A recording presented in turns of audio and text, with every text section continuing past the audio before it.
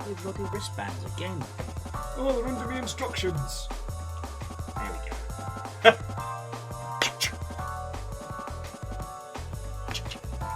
Reload. There we go. Sorry for the wait, Mega Boss, but you're right. And we are live. Hello and good afternoon. No, shut up, phone. No, I'm not invited to this party. How goes it? Yeah, I'm still binging the Piano 3 soundtrack. Because apparently it just lives rent-free in my head. It's weird. It's like a group of people who all went through the same... Instructions. Who needs to read the book about the person named Manuel?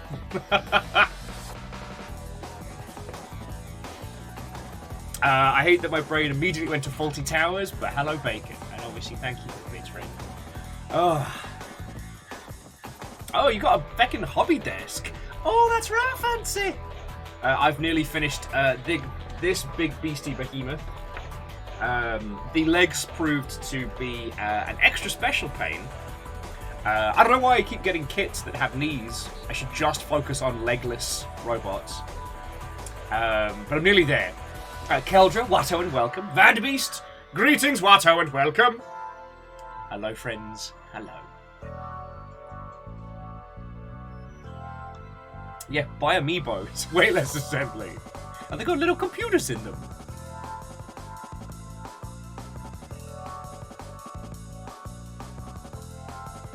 Legend Watto, and welcome. Hello, hello. Oh, Mega Boss. I think the last Amiibo I got was no, it was Jigglypuff. Yeah? I think so? And I don't play Smash either. But there's a little trophy. Also, Vanderbeest, thank you for filling the pint glass. How goes it? Apologies. I understand that I am 3 hours late. I was not doing so hot this morning. So I did that thing that people talk about. I went outside and walked. And I got a fancy coffee. Chatted with one of the local baristas about video gaming and nonsense. And the general excitement for new Zelda. Mega Boss. It was a good shot. It was a good shot, but you just got denied by House Order. Legend, it is upsettingly nice outside. Take that, White Balance.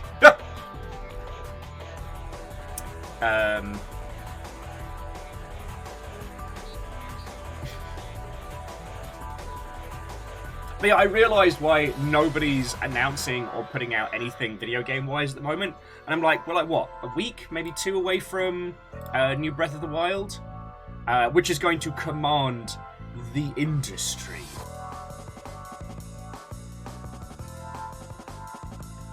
So, it's another one of those launches that's just going to suck up all the air in the room. Which is understandable.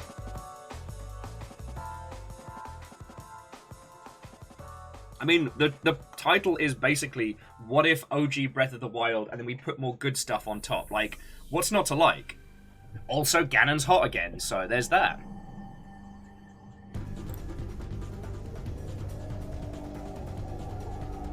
Reactor online, sensors online, weapons online, all systems nominal. A hotel with monsters is just a motel. That's a very good point, Wolfcrad. That's a very good point. Also, because all of y'all are here, like, on the go live, which means you'll get to see my quirky little messages. Not my best one today. But yeah, so the game we're playing today, I don't know anyone that's even touched this one. It is called the Upturned. And it's, what if quirky horror elements in a non-horror kind of game? Like, we're talking chunky polys, we're talking weird characters and frantic adventuring in a strange hotel entirely populated by monsters. However, the combat system seems to be around the lines of pick thing up, beat thing to death with, like some kind of comic slapstick, I don't know, Dead Rising? Maybe?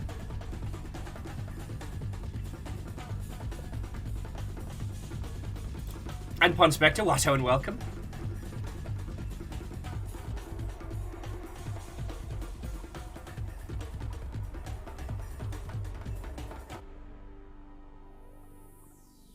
Sorry, puns. I was having a bad morning, and I managed to pull my arse into gear, so now I'm here. Sorry, and the reason why I just was hesitating there is, like, these are the USPs of this game. So, over 10 unique monsters, big and small, yada yada. That's fine. Explore bizarre places. Okay, that's kind of interesting. And then, your defining traits are hopping and chucking furniture. Next USP, you get to chuck furniture at birds. Next USP, you get to chuck birds at other birds. Well, so Dustin, El Paso elsewhere goes straight down. Today, we're going up. So this is the first bell versus El Paso elsewhere is like, you know, other bell. Sorry, I was trying to go for a Dark Souls reference, it wasn't fitting. And Lord Drayden, that sounds feckin' fascinating. Because the question being, what are you reading? God. I'm trying to think of any stories for you all. Like, it just struck me, it's been Tuesday. The running of the Slug Cats was excellent if you didn't see it. It was so good. It was so good. And the rest of the weekend was just like, Sunday we ended up being like super productive, and yesterday I was just kind of a fucking mess. So that's really the long and short of it, friends. I do feel proud of my little like slug cat brood, managing to get them all the way through the Survivor in one sitting. It was no mean feat. Took us about. Man, my old, reliable recliner is like my best friend. We go way back. Why you like those puns. But also, Watto and welcome and thank you. Oh, sorry, and Wolfcrag, my feckin' manners are all over the place this morning. Thank you for 30 months. Didn't even say that proper, did I? Did I?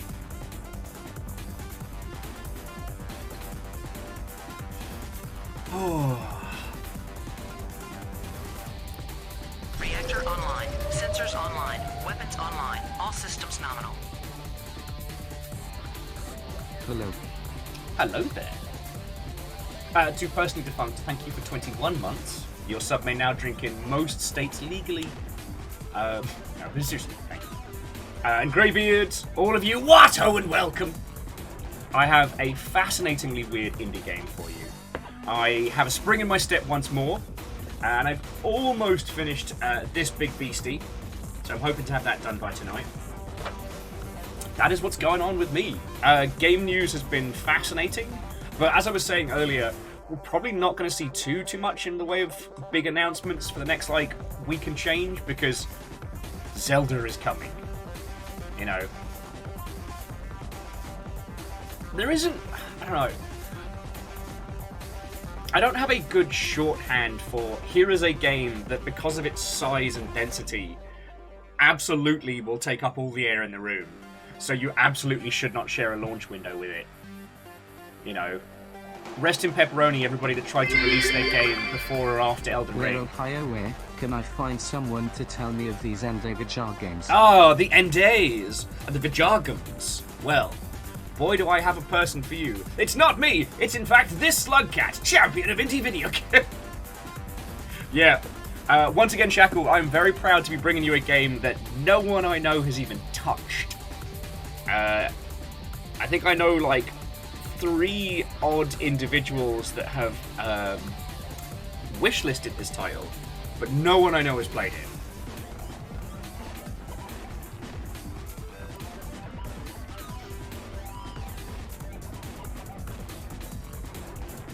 But yeah, I do need like a shorthand for a game like Elden Ring or Zelda or what have you that's just going to dominate the media cycle for at least a week, maybe 2.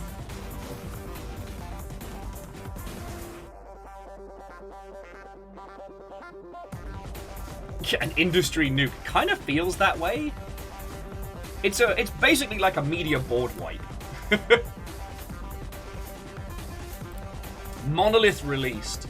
See, I would agree with you, Bright Karma, but Monolith Games was/is still a term to be referenced. Anyway, I'd say the next couple of days is a good day to release an indie game. Sorry, I'm just rechecking the hot sheets to see what's dropping at the moment, but probably only got like a few days left in this week before you just got to admit, like, nah, it's not happening. GDC. Orbital release strike? Orbital release strike. It absolutely is, because it doesn't matter if it's good or bad. Like, that's what it's all going to be about.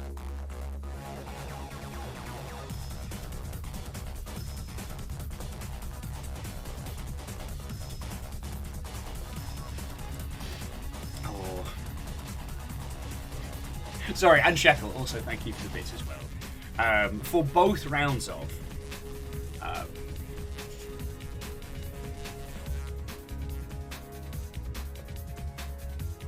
Actually, Greybeard, I did not see any Diablo 4 responses. They did say that they're estimating it takes about 150 hours to max out your character, which I don't hate that. And currently there is rumors that NetEase will be suing Blizzard for leaving them holding the baby for the Chinese distribution of World of Warcraft, Overwatch, and Hearthstone. That I saw. Diablo 4 is also one of those games. And I forget when Diablo 4's dropping. Because like next week we've got Redfall, and I think that's the only big one that I'm going to be streaming here. So if I didn't tell you, so next week what I'm going to do is I'm going to bring Aperios back on the show, and we're going to try and deconstruct Redfall when it drops, because Arcane aren't the type of studio to just do something like half-assed, and if they're doing a co-op shooter, there must be a reason, you know? Deathloop seemed very, very wishy-washy until we got hands-on with it, and then it was like, oh no, this is very tight, very focused. So if they're doing open-world co-op, I'm curious to see, you know? I don't think it's going to be like Back 4 Blood, which was purely experiential. Back 4 Blood really lost its momentum. I've been pondering that a lot, and I realized that they kind of essentially suffered like the Magic the Gathering problem, in that there wasn't a story to latch onto, right? And the core loop is still pick up gun, put bullets in zombies. Like, that's a core solid loop, right? But the cards and the unlocking of is the progression. But unless you can have things that mix up the meta of all these cards, then shrug. They introduced burn cards, which were like expendable one-shots, not realizing that there's one thing that CCG people hate: it's throwing cards away.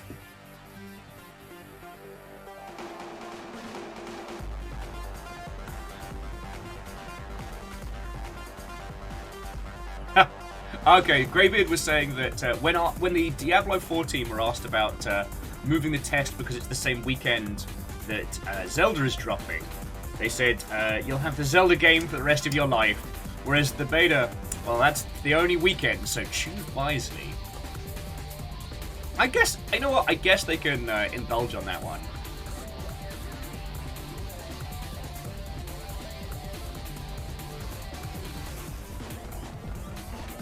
Oh, and Durry, sorry, I didn't see you sneak in there. Lotto and welcome. Yeah, technical FOMO, I love it. And Jam, you are going to have an absolute blast. But remember, it is over on Chilby's setup.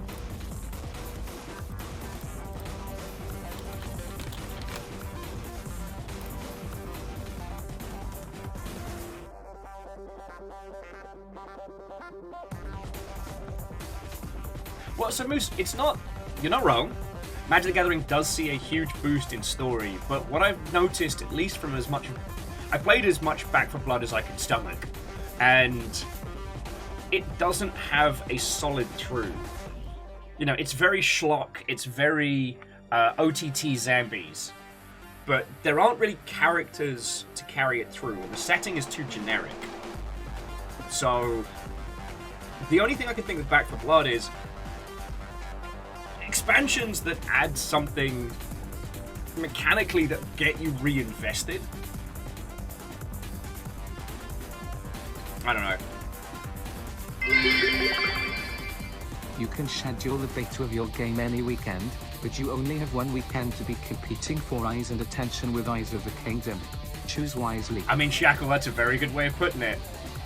Oh, as an FYI, I'm not going to be streaming, you know, Tears of the Hot Ganondorf. My reasons are, I mean, firstly, the usual. I don't have anything really to add to it. Any of you that genuinely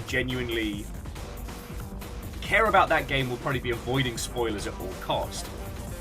And you and I both know, well, we all know that everyone and their cat will be streaming it live on this, twitch.television. But also, like, I have some pretty complex feelings around Breath of the Wild. I love it. But yeah, unless we all want to start getting into some real dark topics on a Tuesday afternoon, I'm just, suffice it to say, that's one that I'm going to be playing myself, you know. I'm looking forward to sharing stuff with you all, and we can probably do like a spoiler thread for those that are.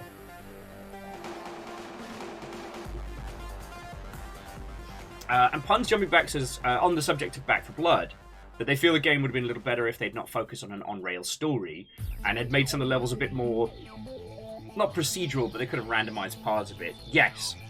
I felt that they needed a way to up the chaos a little more, like give the runs a different kind of vibe.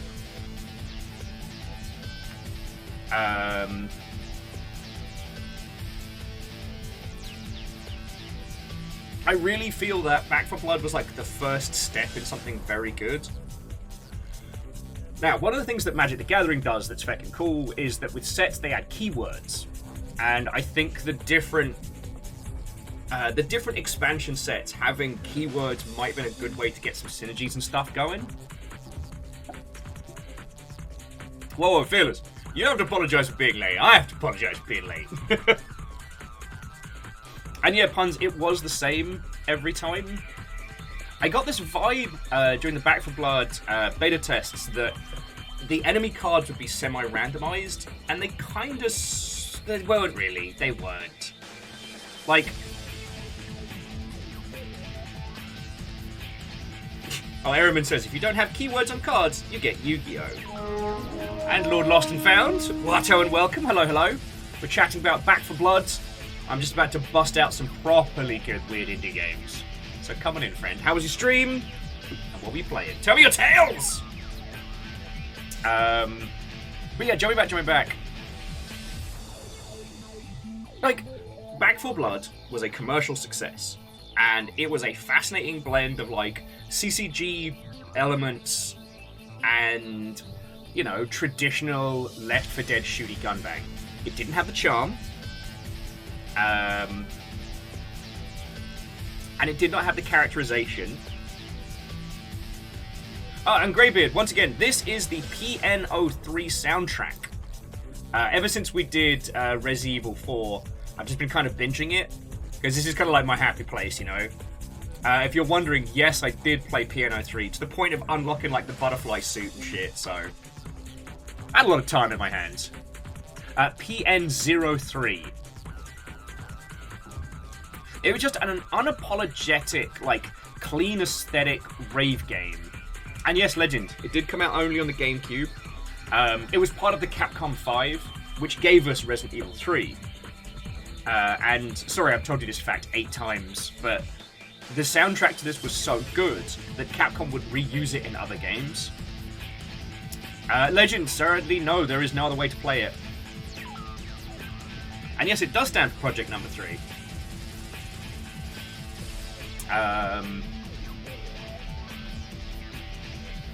But yeah, Sorry, the reason why Back 4 Blood's kind of on my mind is I was looking at it and how much hard drive space it takes up, and I just uninstalled it last night. Like, usually I leave like a complement of multiplayer games ready, so that like in the event that someone's like, oh, what do you want to do? Oh, I want to do some shooty gun bang. You know, you've got like a nice little like tasting menu there. But I just couldn't see anything that it could deliver. And once I got my deck just right, I mean, what am I going to do? I mean, I could make another one, but I've never been one for like the multi-character approach to video games. I tend to, if I'm playing for myself, I tend to make one character and try and create something, and then I focus the experience kind of through them.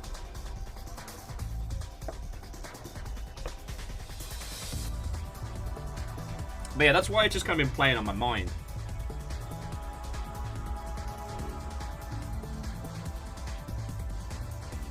Ah, good old EDF. Lord Trader says draft style could add some variety to card progressions. Yes. There are some other things where, like, you do a random level with, and you draw one card, and for every card you drew, the zombies would get a modifier. So the idea was to like try and turn the difficulty up as high as you could handle, which seemed really good for the idea of like repeat performances, but the rewards for playing it was very currency based, right? But you can only spend currency on acquiring acquiring cards and cosmetics, or the new thing they added, which was burn cards, which are a one and done. You unlock it and you can play it once on one level and then it's gone forever. And that doesn't feel good. You just end up stockpiling them. And unless you're playing on the Super Whooper difficulty, you basically get one retry. So, I don't know. It's so interesting that a game like Back 4 Blood leaves no footprint.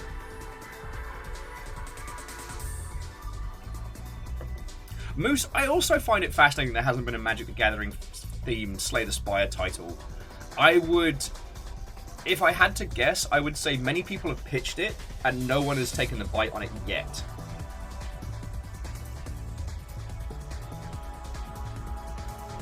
Oh, Greybeard, not at all. I just tend to, with Diablo 2 and 3, I made a character, carry it through. 2 was different because of the broken builds you could make. And Caffeine, Watto and welcome. Hello, hello.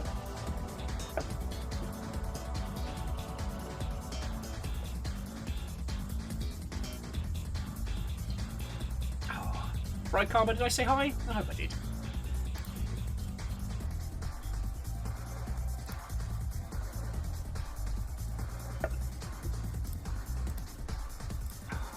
I know. I'm glad that we all got into Back 4 Blood during that little bubble of enthusiasm. But it is also a very, very interesting point of like, progression systems can often create a shelf life. I don't know. This is one I think about a lot, which is like, what is the shelf life of a video game, right? And I don't just mean like how long is it available, or how long will it work on current hardware. I mean like how long is it still an experience that is worth like purchasing and going through. Because like if one of you bought Back 4 Blood today and went, hey, let's play a game, most of us who played it at launch are vomitously overpowered. But without the unlocks, you would be woefully behind. So it ends up in that old, like, you know, take your kid to the zombie apocalypse day style gameplay, where we're all like daka daka daka daka daka, and you'd be in the background with a Nerf gun being like, I'm helping! Bonk!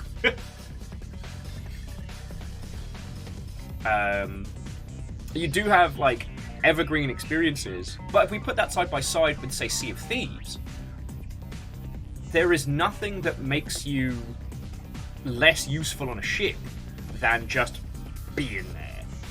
Like, it's purely your knowledge of the world and how to sail is what you improve on. Everything else is cosmetic. Yeah, Lord Train, it does turn into an escort quest, or you're just waiting for your underpowered friend to keel over so the rest of you can run ahead and resurrect them.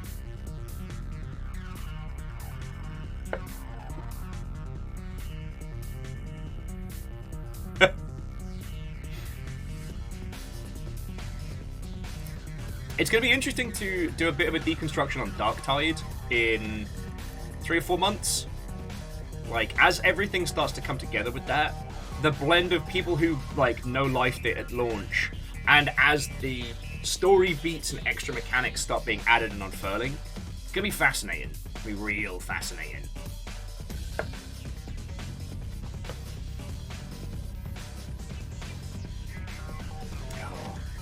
Oh, speaking of AI-driven, I guess the tea to spill, the gossip today, would be Square Enix's chatbot-programmed detective game based on a long-running franchise. Absolutely stacking it. Let me grab.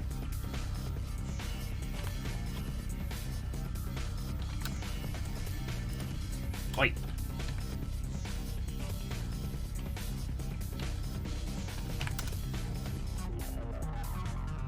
Oh, Steam's being grumpy at me. Okay, never mind.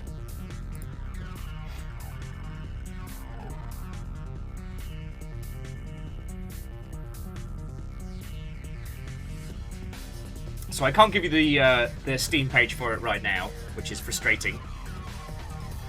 But yeah, suffice it to say, despite being free, which is usually a very good price point for people to say nice things about your game, this particular Square Enix title is absolutely bottoming out.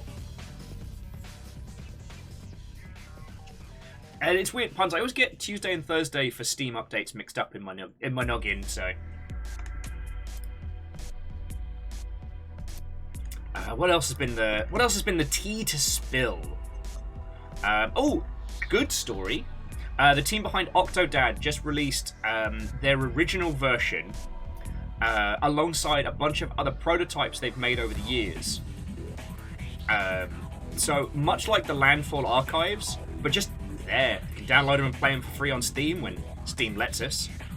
Crowbeak is theorizing we're about to get some more Dragon Age news, as there are a bunch of articles about Dragon Age have just dropped. So it makes sense, but it'll be curious to see what that is.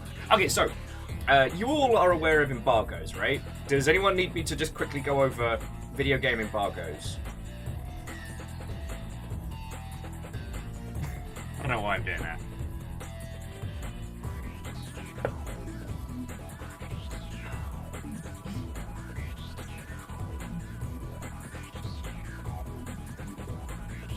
Also, I am genuinely excited for the leftovers I have for lunch today. Oh. Slow cooked pulled chicken over rice, thank you very much.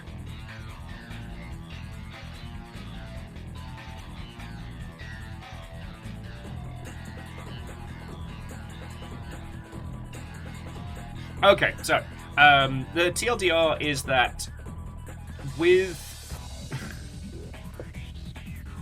what can I say, Bacon's gift? With big video game events, journos and content creators and peeps all either get brought to an event or the event comes to them. And it is embargoed, right? So no one's going to be able to talk about Dragon Age, more dragons, Dragon Age 14, get dragon in or get gone. Dragon Age 5, this joke sure is dragging on. Shit, no, alright, let me come back to that one. There's definitely a joke in there. But the thing is, so that everybody is on an equal footing, the embargo is set.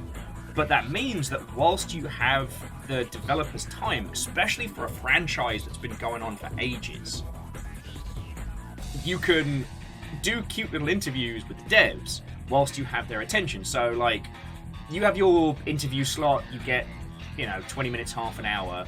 You're like, how is new Dragon Age going to be? And you pass it over, the dev's like, it's going to be great and good. Please buy Dragon Age. EA have threatened to turn us into Solemn Green. But then what do you do with the rest of your interview? That's when you do cute little videos like, alright, tell us about the writing process of Dragon Age. Tell us about how you once got your... I was about to say something heinous then. What is wrong with me? Apparently, apparently my brain is just unhinged today. I was going to be like, okay, developer of Dragon Age, tell me about that time you got your genitalia stuck in the car door. You know, fun little anecdotes like that. I don't know why that's what's popped into my brain. Apparently I'm broke. But those little like anecdotal editorials have been dropping across a bunch of different sites, which means that, yeah, we're basically about to get a big old drop of Dragon Age Dreadwolf. That was it. Thank you, Eagle Libs. Also, Watto and welcome, friend. We're going to get a big old dolloping of that.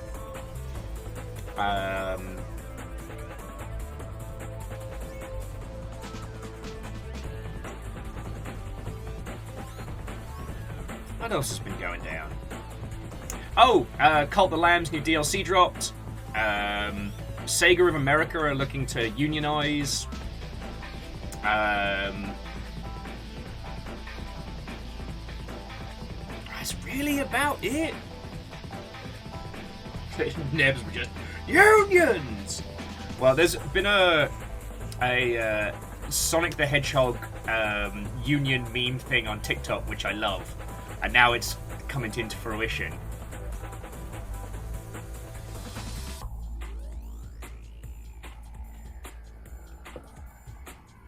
Oh no, an Eagle lives. I can completely understand that.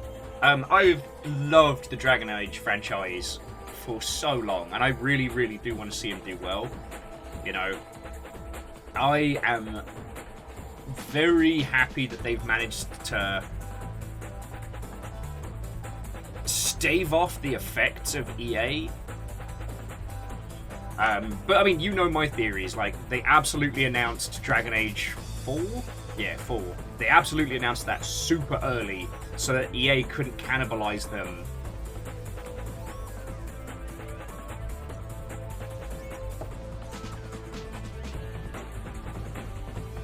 Oh, yeah, and Nebs, if you want to get into it, there is actually a really good resource for Video Game Union. So let me just grab it. If you want to get up on the deets. Yeah, here we go. Code CWA.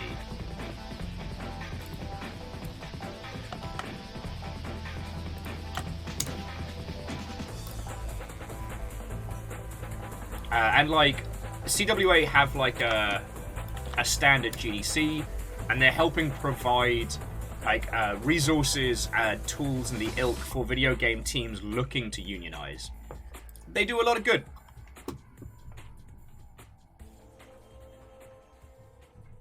And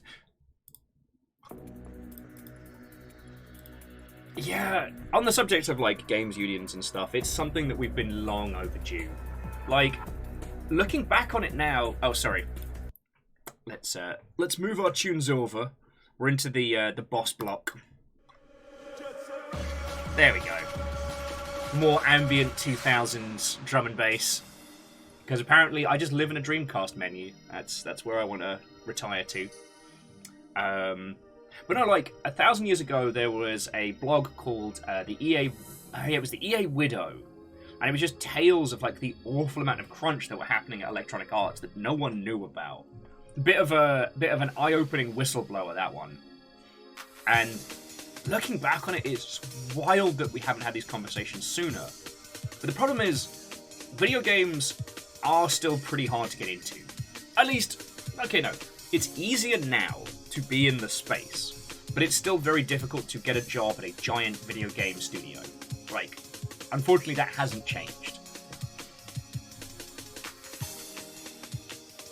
And because of that, it can really feel like you're grasping at any straw to try and get into these big, huge studios that handle the great IPs that, you know, we've known and grown up on. And because of that, it really kind of puts you on a back foot, you know?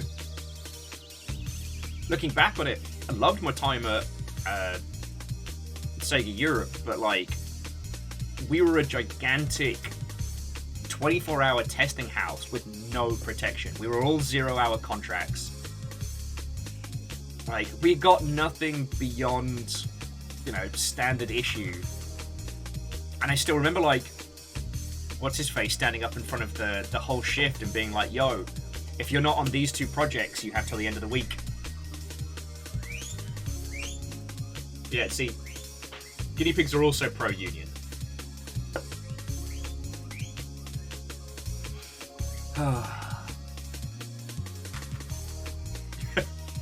Anyway, Sega America are unionizing, and we wish them the absolute feckin' best.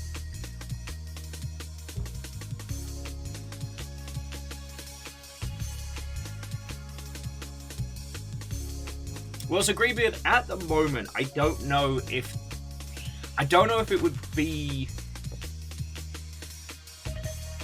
I don't know if anyone would be able to create unions that stretch beyond company to company. Because one of the things that was really tricky when people started talking about video games unions, you know, video game creation is a multidisciplinary operation, right?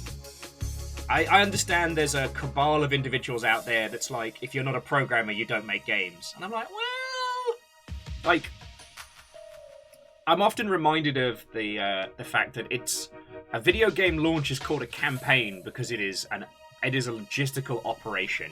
There are lots of moving parts. Everything has to come together. But it's like, when you're combining programmers, audio people, art people, like all the logistics teams and community managers and marketing and everybody, fucking producers, they have such disciplines. It's very hard to bring them all together. And then if you stretch them between company to company, it becomes much, much trickier. It becomes much trickier. Mainly because a lot of games companies are international. And like in the US, state to state can have very, very different laws. So shit becomes real complicated real fast. And yeah, Moose, that is one of the fascinating ones. The Sega Union will be multidisciplinary. In a lot of other studios, it's like just the QA of ABK that are coming together, or just a particular discipline.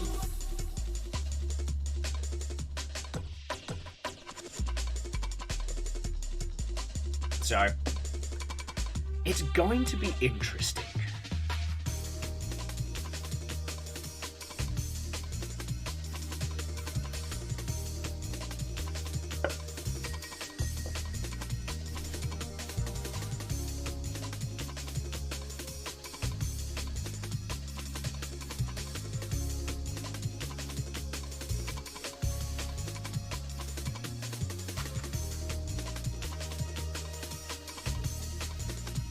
Well, so Greybeard, the Hollywood comparison is difficult because of the centralization of all those film studios in California. That has that as basically the blanket law. Like, if you want to join, like, the Writers Guild, for example, the Writers Guild is based out of California. That is where they operate. That's where a large portion of that bargaining works, even if you're based elsewhere. And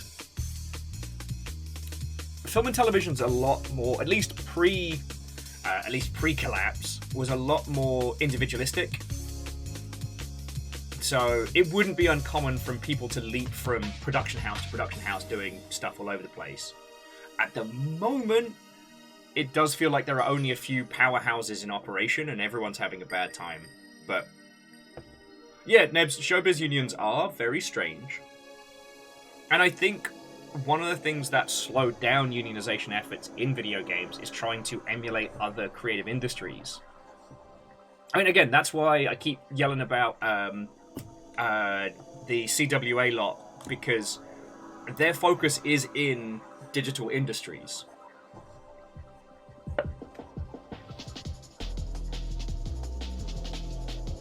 And Ehrman, that is also a very good point, that multi-company unions are much easier when titles, work, responsibilities are standardized. Now, a disciplinal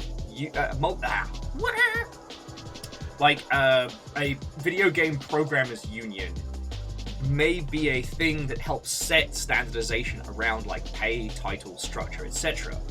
But that is a very complicated thing to bring together.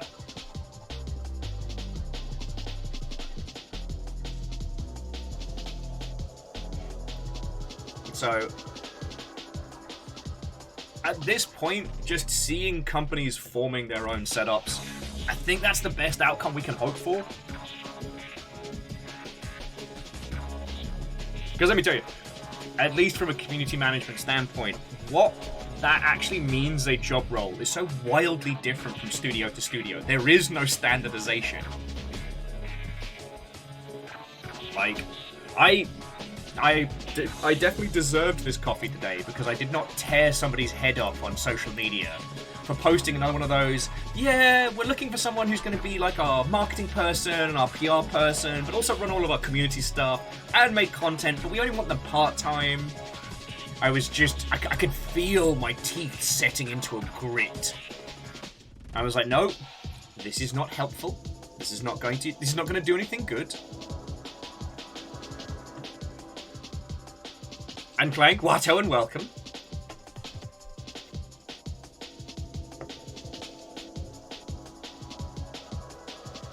Yes, and Lizzie, yeah, those are multiple full-on roles all being bundled together, and it's very common in the community management space because most people don't understand.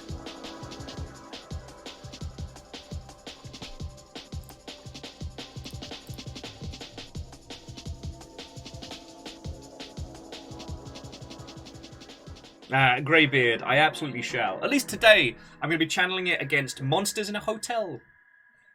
We are playing a game today that nobody else has played. I'm very proud of this. Nebs, I love chatting about this as well. I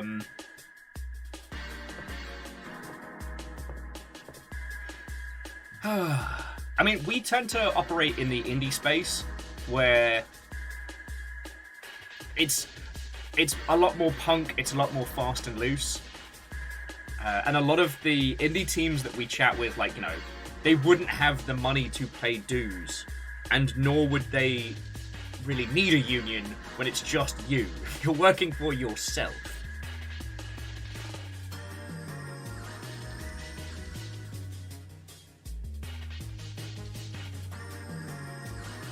So... but I think the other thing is we've seen so many like huge mass layoffs in the AAA space, despite the fact that they've all made record profits throughout lockdown. Does make me go, sure is weird how much more money you've all made and are now letting everyone go. Boy, that sure doesn't fit at all.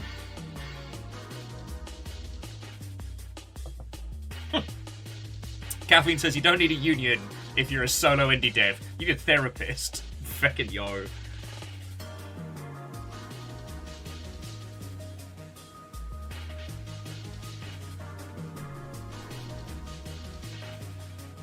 Because you're like, I think back to my time working in big studios and stuff like that, and there's a few things I definitely would have liked to have like external support for.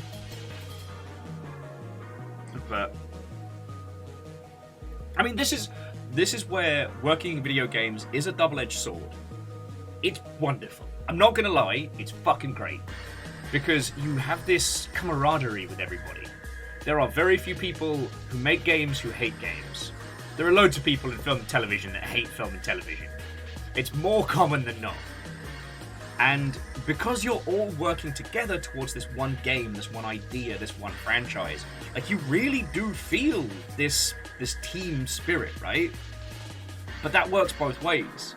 It can make you forget that you're still an individual. Like, you still gotta get paid.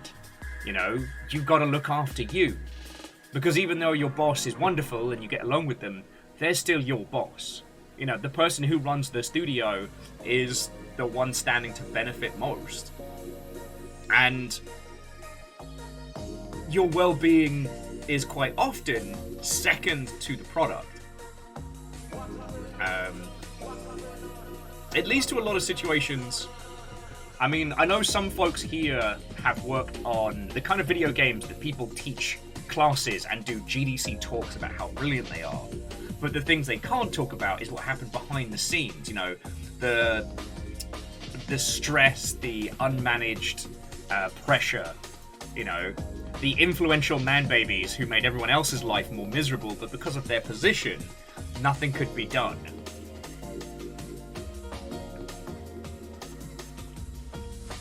Actually, you know what, Araman? You're not wrong.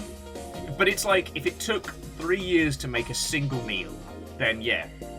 You understand all the proponents, but there's still a certain amount of chaos when it comes to cooking. You know, it is science, but it's also art.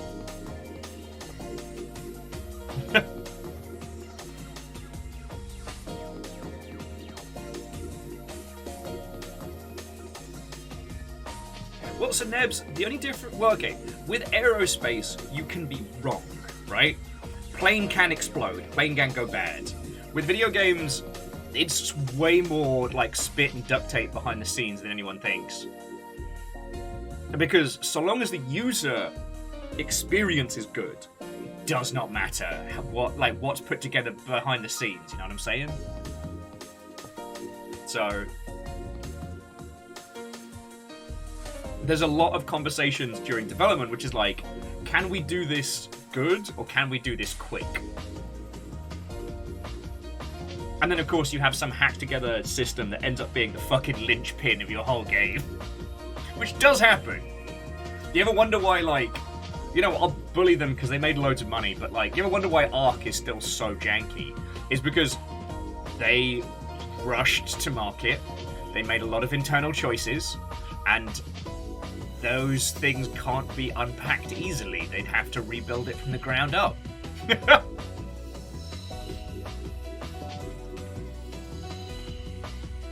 Oh, I remember saying more for the camaraderie and the trench feeling about it. Oh, yeah. No, also that. And then you have the exec coming in, demanding it be done cheap, which throws out both the quick and the good options. Yes. And Jackal, thank you for 200. Yes. The triangle of fast, cheap, and good. Although, again, it is worth saying in video games that cost is people. Like, dev hours is cost.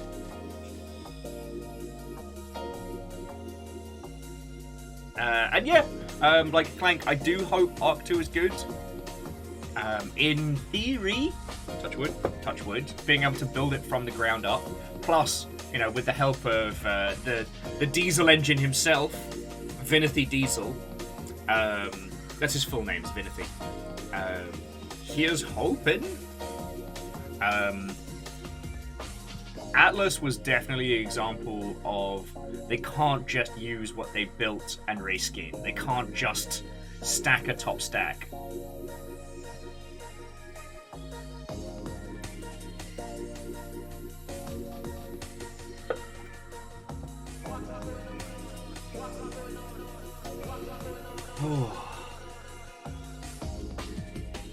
God, it's wild to think how much of this, the banality of it affects the artistic output.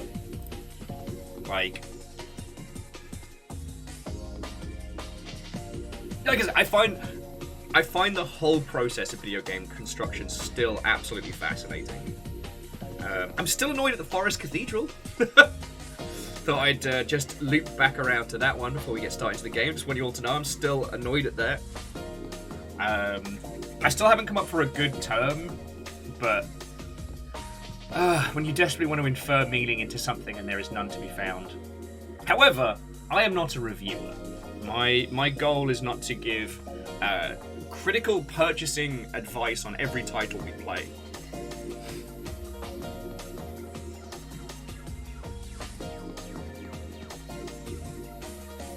Don't buy the Forest Cathedral, obviously.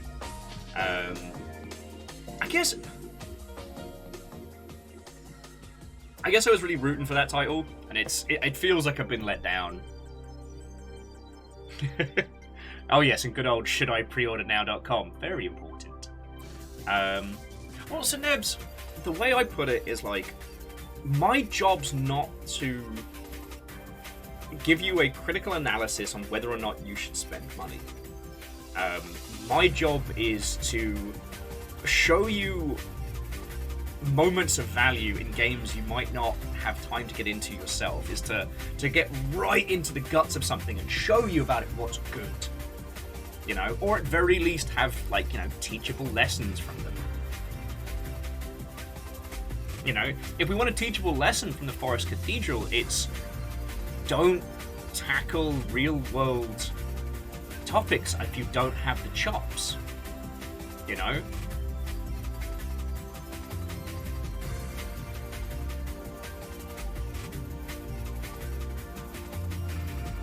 And yet, everybody likes different things. And what I try and do is, I try and find something, even if it's a game that most people wouldn't get on with, like Rainworld, for example. I understand Rainworld's very polarizing. It's one of those, if you love it, God, you love it. And if you bounce off it, that's fine. My job, as I sit in this chair, is to go into it and be like, alright, here are the lessons we can take from Rainworld. What it does mechanically, artistically, here's how it makes us feel. You know? I'm like your little canary throwing into weird, strange games. That's where I see myself, you know? My job is help indies with no money until they have money, and then, dear millionaire indies, I'm still hungry and still poor. Actually, I'm not. We have Fiona did a ton of food prep for the week, so we are doing solid. Sorry, I didn't want to misrepresent myself there, but you know what I'm saying. Like I said, when things are flush again, I've been slowly building like a little list of titles from the 360 era that do something weird or strange. And Hunter, Watto and welcome. Hello, hello. Coming in, friend, coming in.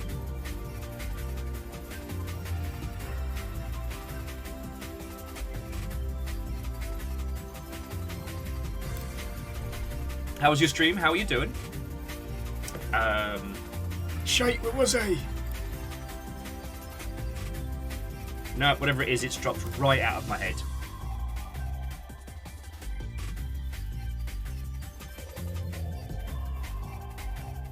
Oh well. No, you're all fine. Like, we're doing good over here. Oh yes, I'm slowly putting together a list of 360 era games that I think have something that still has value to like deconstruct and discuss now. Because whilst the 360 era was very, very pivotal in terms of like expansion and bringing a lot of people into spheres of gaming that weren't really fully embraced, there's still a few titles that don't get talked about that really have value. I don't know if Salen's in or not, but there is a game called Sneak King, which was a tie-in title based on the King of Burger King. During the advertising campaign at the time, the Burger King would appear out of nowhere with a burger for you, alright? So a particular team... Actually, who made Sneak King before I start running my mouth?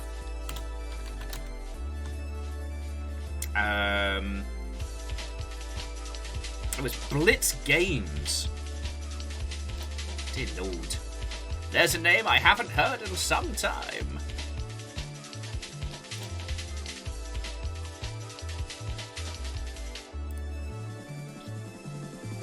Oh god, that was the Oliver twins.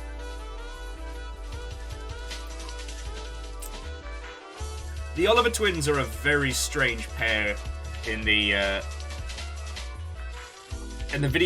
British video game industry. To Abby Side, Watto and welcome. Hello, hello.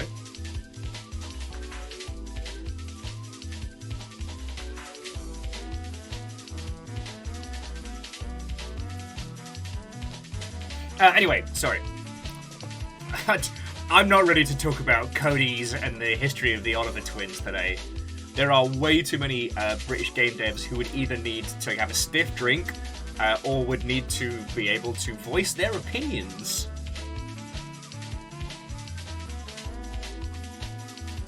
Dustin, they did not do Chex Quests. I was looking at their... Of course it's not in bloody alphabetical order. That'd be too much to ask.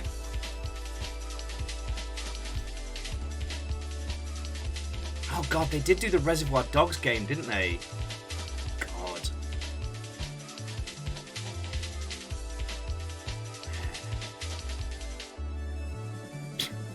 The Wii definitely propped up a lot of mediocre studios for quite some time. But anyway, sorry, jumping back. Despite being a cash-in title based on an advert campaign, Sneak King was a stealth game where you had to sneak up on people and surprise them in a hamburger. And you know what? I mean, it's terrible, but there's a glimmer of brilliance in it. What are the other ones I want to show you all? Vampire Rain. That one is trash but brilliant. Never Dead. Eat Lead, The Legend of Matt Hazard. Mind Jack. A bunch of the Capcom games that the PC ports are still broken for. But also both Mercenaries 2 and Fable 3. Because despite... Mercenaries wrote a large proportion of the playbook on how to make an open world game. And yet, despite Ubisoft copying that format time in, time out, there's so much of the joy of that title they've completely missed. And Fable 3 did not succeed at everything it set out to do, but you know what? We keep talking about it. We keep talking about it because it tried to do so much. There's also a few others like the Metal Gear Solid HD collection, because I did promise a very, very, very, very, very close friendo that we'd do a playthrough of MGS3 at some point. Also, Operation Raccoon City, because it's so bad. But again, it tried to be something fresh and interesting, and it's really hard to take umbrage with that, you know?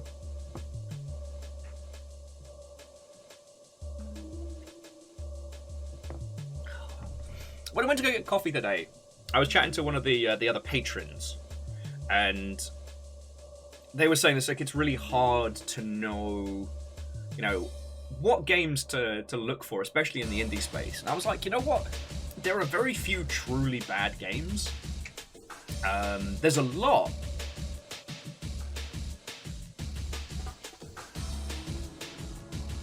There's a lot that swing for the fences and miss, but they do take those big swings.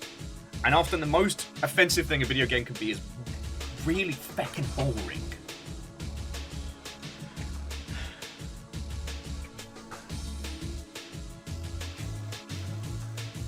Oh yeah, and Dustin, yeah, Never Dead.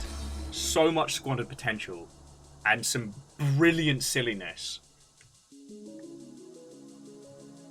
Yeah, I'm using the Viking Blonde wish list just to keep track of, like, the 360 era stuff to put together.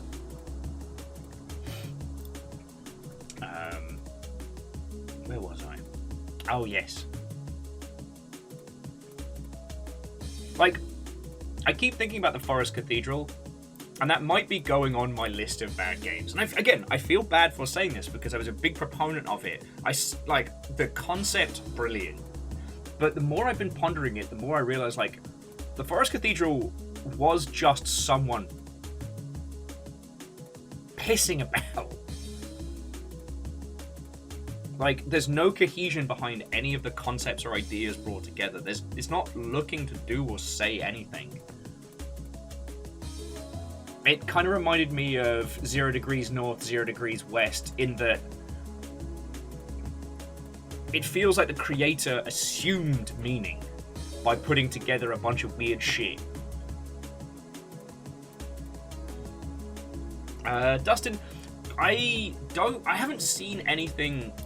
I don't remember anything about Cold Fear that was worth revisiting. It was an interesting stepping stone away from the Resident Evil 4 dominated discussion. But honestly, I'd say that what was the Warframe prequel? It had a terrible name. I have forgotten what was it called? Dark Sector. Thank you, Phyllis. I'd say Dark Sector is a much better one to deconstruct from that era, because Dark Sector's a fucking mess. And now that we have Warframe, and Warframe is very successful, it's so fascinating to go back. Like the fecking glaive mechanic, God, you can almost hear the team groan under someone's like, oh, and then we'll add like a glaive, like in that movie with what that castle that works, and then you can throw it, but then you can steer it. Oh, it'll be right good. Because for a brief hot second, the being able to steer things in midair was like the new hotness. You know, it was the recharging shields of a snifter of an area.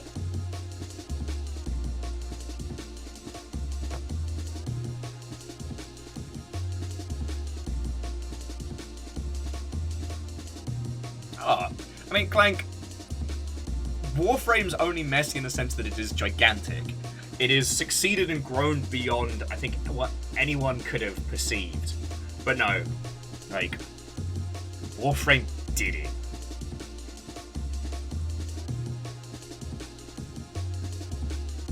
Greybeard was saying, okay, what is a game that is honestly bland in every way except its mechanics, but the game mechanics keep you bringing back over and over? I mean, Dream Quest's the obvious answer, right?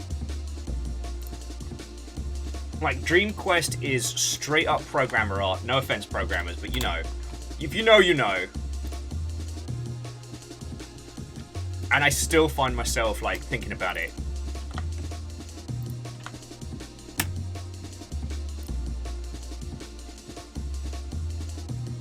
Dream Quest, for those who don't know the story, was just like a little playtest example created by Peter Wallen that was banned at Blizzard because the game mechanics were so good that it obliterated all productivity on the Hearthstone team. So they hired the bloke. Like,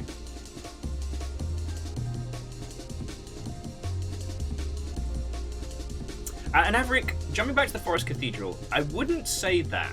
Yeah, J.J. Abrams doing his whole, like, I'm going to set up plot hooks and then doing nothing with them. Mystery for the sake of mystery is a fair critique of those films. What I would say about the Forest Cathedral is its emulation of style without understanding. Like, it feels a bit mean because we spend a lot of time talking about how games make us feel. How they are able to inspire feelings with us, and what certain mechanics and what certain like artistic decisions imply, right? This feels like someone who has copied bits of other games without understanding them, you know? What became of Edith Finch is inspired.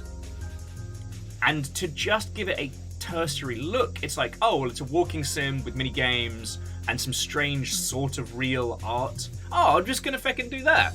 Nah.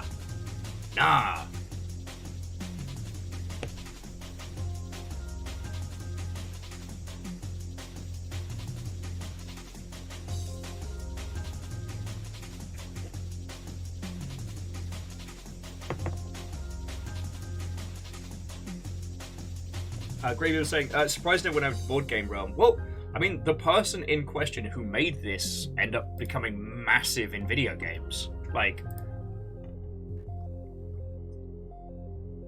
and it's a fantastic little one.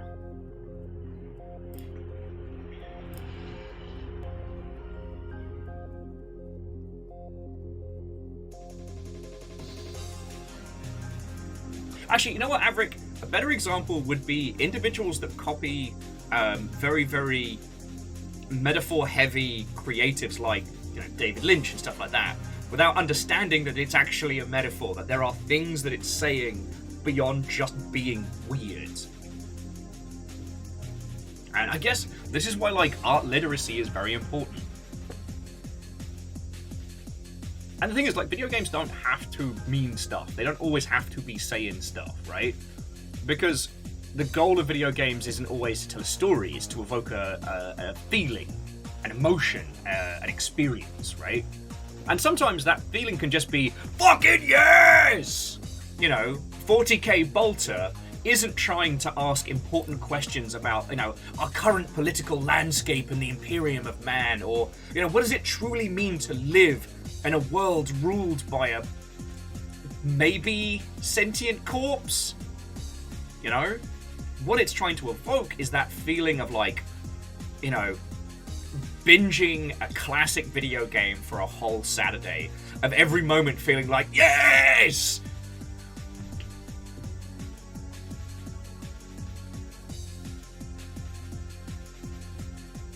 And that's something genuinely inspired.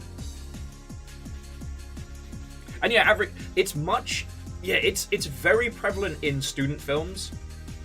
And cinema's kind of, in a way, easier to understand in that, because what we see cinematically and what was done to create it can be very easily traced through.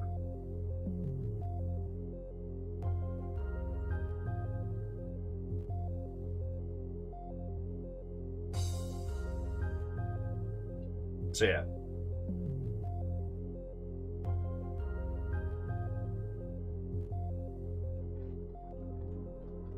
Anyway, speaking of weird indie games, I have a gem for you all. Gem! Well, maybe a gem. Or it could just be fucking weird. So if I haven't told you already, today we are playing the Upturned. We are in a hotel full of weird, cute, strange monsters. We will be throwing boxes at them to defeat them, as we try and climb 30 floors. The reason why, before we get into it, one of the reasons why I wanted to show you all the Upturned is I was having a look at this particular creator's style, and they seem to have, like, because I think, was it Lethal Company or was it Welcome to the Dark Place? No, I think it was Lethal Company. So I saw this as like a co-op horror-based scavenging game. I was like, oh, this is kind of fascinating. And it uses that like chunky, like big pixel, low poly vibe, which is very prevalent in horror. And I was like, okay, with co-op, that seems kind of interesting. You know, you go out, you explore. They haven't announced a release date yet. It looks very ambitious. But I was looking at their back catalogue, and out of all of them, the one that stood out to me was the... Hey! Tree Watto and welcome! Hello, hello! Your timing is perfect. I am just about to start an incredibly weird game. So, come on in. You have indeed. Raiders, you have raided. Please don't take my snacks. I need those. But no, how are you doing? So, Tom Phil Tithers, Watto and welcome. Hello, hello. How was your stream? What were you up to? Tell me your tales. I'm just pitching everybody on the game we're about to start. But yeah, so the Upturned stood out to me because of all this individual's back catalogue, they're all horror. Like, It Steals was their first game. They dropped it in 2020. And yeah, it's a traditional horror. Like, round every corner, face against stealthy antagonists will take advantage of your expectations. Like, okay, good on you. It looks like a really interesting horror game. But for the Upturned, they took the horror aesthetic and have done something quirky and weird with it. Like, this, at least as I understand it, shouldn't be horror. This is more like, real monsters. Horror thematics, but ultimately about, like, the exploration. So True was trying the new Stranded Alien Dawn. Oh, how did it treat you? Because I've seen it doing the rounds, but it's always very hard to know.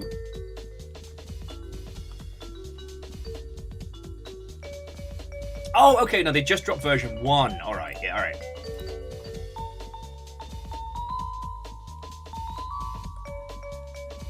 I've not streamed that one, but only because I get very, very into those sorts of games, and then I forget that there's a stream going on, and it's all... It's kind of like RimWorld. Okay. You know, I tend to get into my own head a little bit when that's happening, and I forget to talk to everybody, so...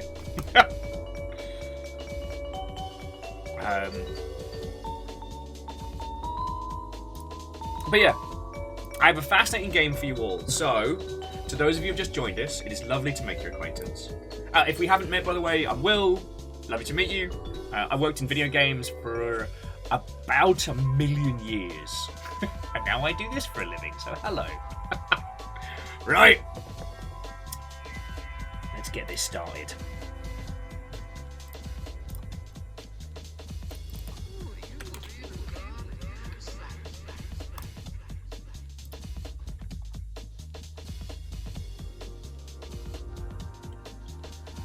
Sorry, I'm just having a little boogie while I'm switching things over. Alright. Bring this over here. Bring this over here. And let's get started.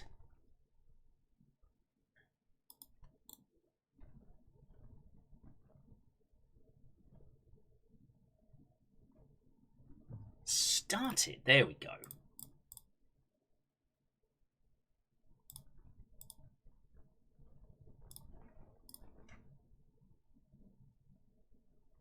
Oh god, I've got to turn my bloody light on. I was like, why does my beard look like it's about to attack me? I haven't turned my bloody lights on.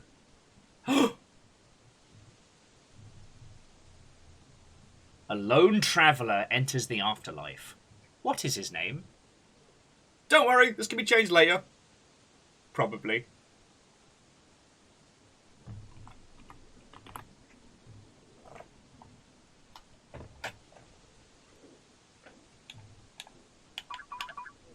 And Andorf, Watto, and welcome. Hello, hello. Greybeard. I hope you enjoy the VOD. Remember, say thank you to Scotty.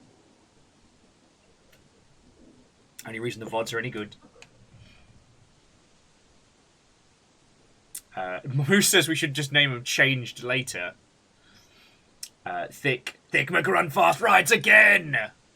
Thick McRunfast never left us.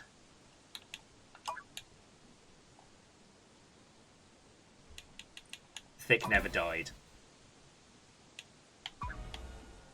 What? No! Well, that was very strange.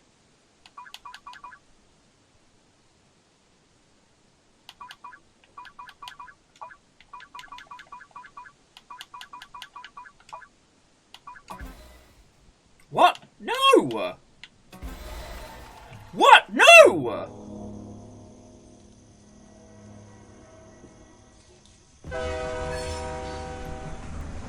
There it is!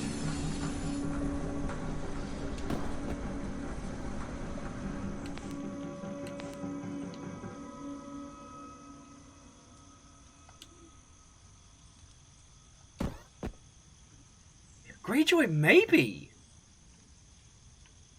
Maybe it's doing it on purpose.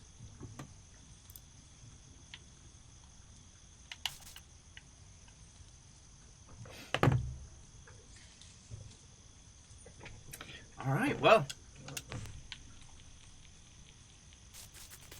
You can see what I mean about the art style in this.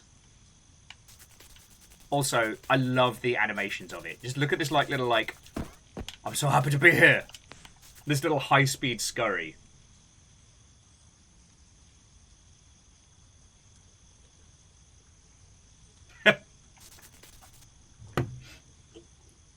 Fearless, I did see that. And it was a great example of the greetings, adventurer.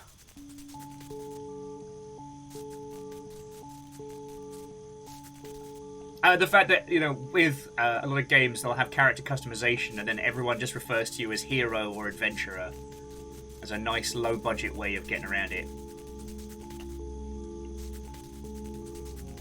Scrabble, scrabble, scrabble, scrabble, scrabble.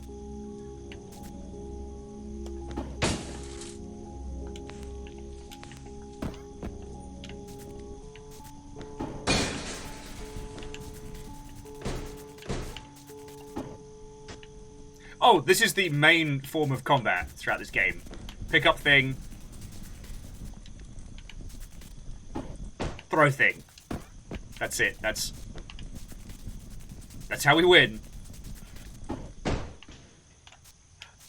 Yeah, Shepherd, the Warden. BioWare got real good at coming up with cute ways to paper over that. But a lot of games that's kind of the art and craft of games, right? It's letting people feel like it's their character, their story. When in actuality, it's it's very, very closely controlled. And I think we all read the same article about how, especially in Mass Effect, very, very few people went evil. Oh.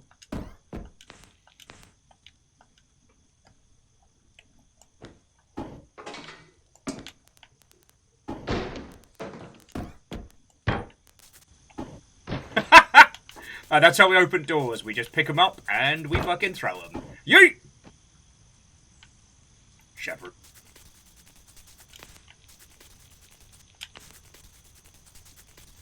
I'm already in love with this animation style.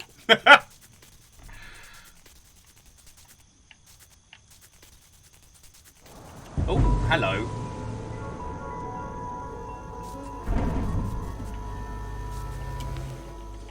Sinister trees being sinister. Well, that's where we're going. Yeah, Andorf, who needs lockpicking skills when you have 20 strength? Big steps not made for tiny man.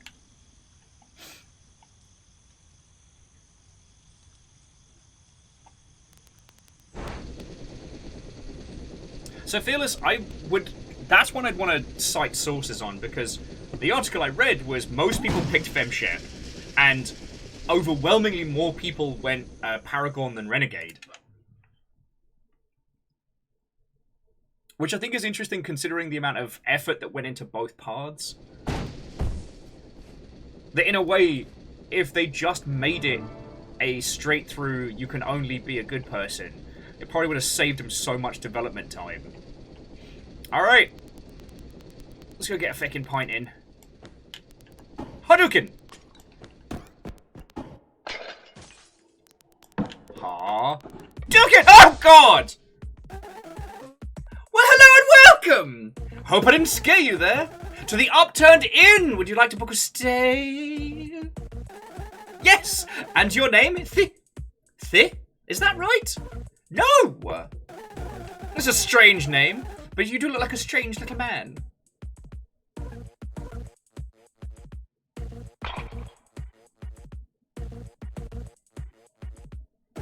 Ah!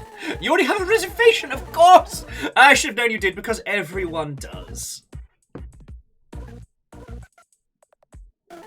Your room is on floor 1434, room number 1434-1. Don't worry, you can take the elevator. In fact, there's no stairs.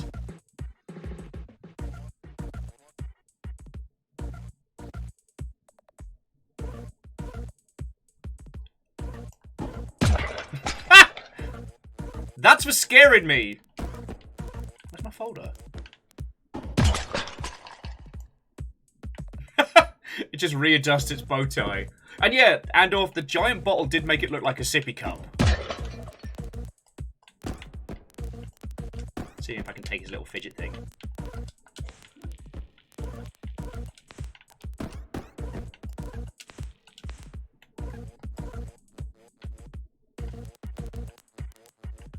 Oh, so that's like an aiming reticle. Okay.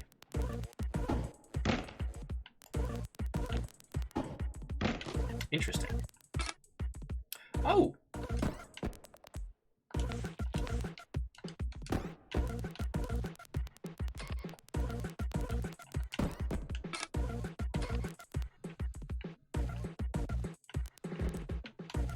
Now I'm going upstairs. You said there are no stairs, but look at me, I'm walking upstairs! Joke's on you, Dingus. Oh.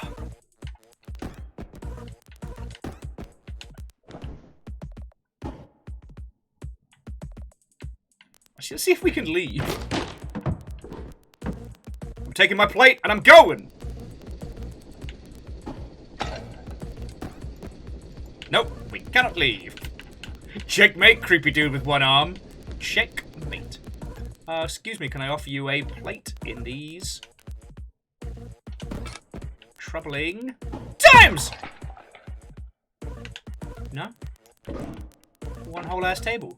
You want a table? You want a chair? You want a chair? It's what's scaring me!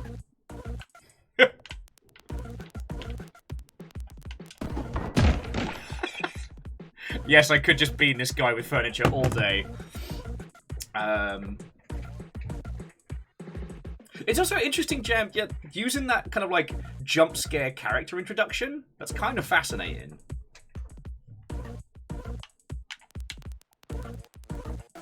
Ah! I forgot to introduce myself. You may call me Ick. I am the founder of this establishment. As such, I take personal concern for your pleasure and safety. Captain Stephanie Barnes, what ho and welcome.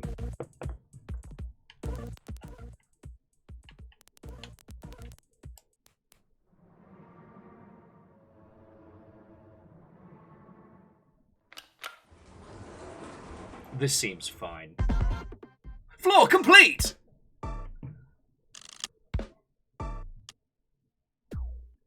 You met Ick! What?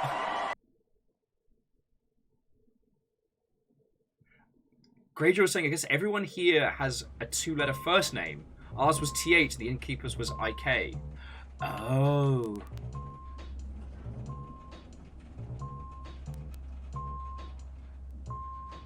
Okay, that makes sense. Cool.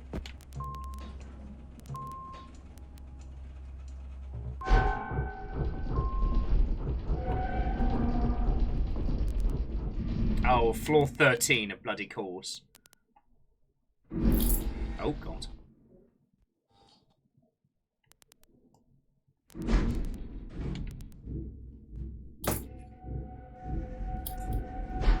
No, thank you. No, thank you. No, I do not like. No. Bad lift. Stop going sideways.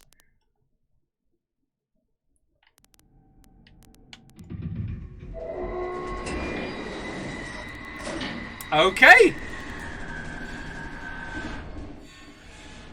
Banjo-Kazooie, eat your heart out. That's where Banjo goes when he dies. Hello, Mr. Are you there? Yes. Ah, great! You are not incapacitated! Sir, is everything fine down there? I heard an unholy screeching from the elevator, and I couldn't tell if it was you or the cables. And, coincidentally, at the same time I looked through the front windows and saw another small strike of lightning. Haven't seen a storm since, well, help! Right, yes, you're still in the elevator. Let me see. I have an app for this exact scenario. It'll show me a 3D diagram of the elevator's current position. Oh my! Mr. The elevator is sideways. I know. I'm in it. Well, yes. It appears to me that the hoist cable caught a very large steel beam, and strangely the elevator has lost power. Strange. This never happened before. Strange indeed. Yes, I'm very sorry to ask so much of my guests, but sir, could you locate the power box in the elevator and open it up? It should be high up somewhere. You have to jump and grab at the same time. It may be dark in there, but remember, if you brought a flashlight, you can press F or X to use it, as everyone knows.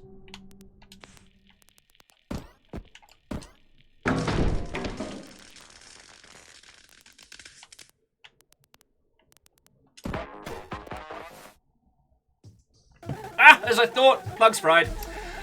Well, I suppose it's true I haven't switched it out in 40 years. Scream. That should always be an option. No, Mr. Please calm down. This is all covered in the manual. We just have to follow procedure. Which floor are you on? The 13? I may be able to open the elevator doors. Could you go and see if you can find a new and shiny power plug and then bring it back and put it in? I'm so terribly sorry to ask so many favors of one of my guests. It's unprofessional, but this is all I can do. Okay. I'm going to open the doors. Just wait. It might be a moment. Yeah, legend, if nothing else, that was a good scream. And that's a less good scream. Oh, God. Sounds like a train begging for the end. Floor 13. Use X or flashlight.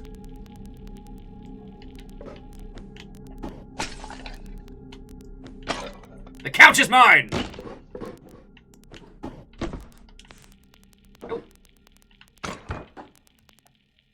this seems bad.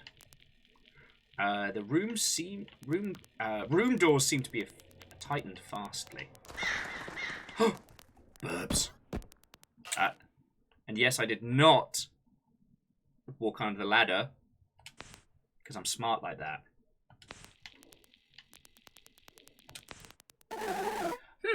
Looks like the guest on floor 13 has spilled some salt. Not sure, but I think that means good luck. It absolutely does not.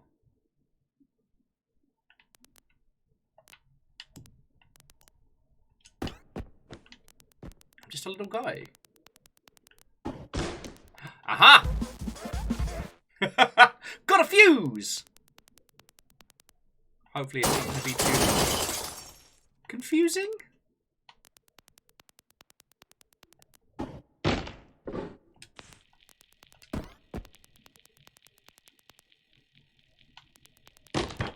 Is there another ladder here?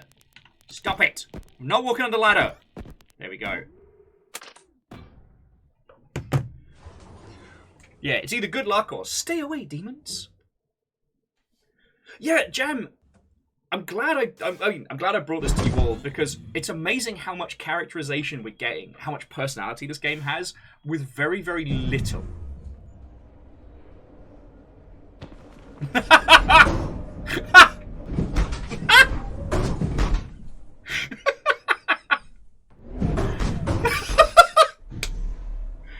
Case and point in, like, literally as I'm saying it. What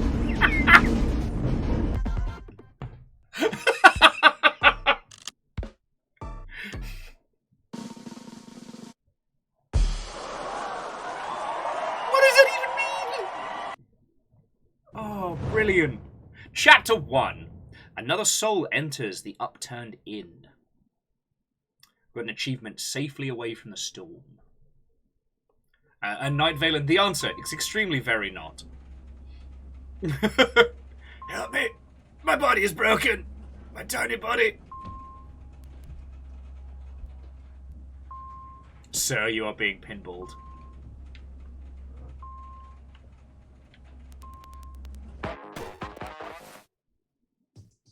Ah! Hello! Finally you picked me up. Mister, is the elevator working? Yes. Ah, great news! You'll be on floor 1434 in no time. Say, you should put me on speaker. Ah, did you do it? Ah, good!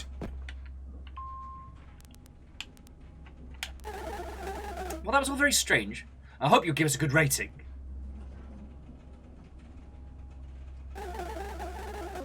When you get to your room, you will see my hotel is really at the pinnacle of luxury. Trust me, you can forget all about the trouble with the elevator. It won't happen again. You have my word. Immediately happens. Did something happen?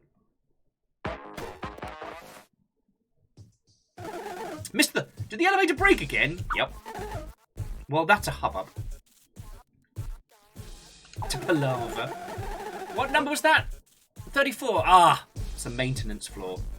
You shouldn't be in danger there. I mean, why would you be in danger? What?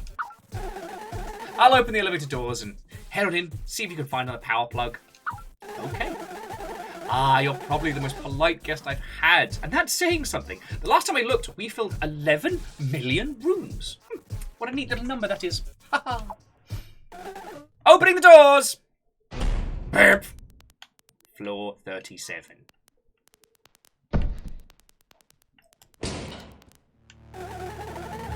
You may be wondering why we have an electric power plant in our fine establishment. Well, the hotel goes so high, we have to get electricity up there somehow.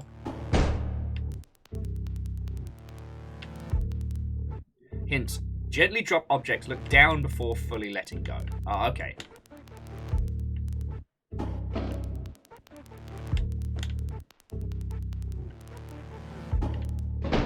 Or just break the physics, that's also a valid maneuver.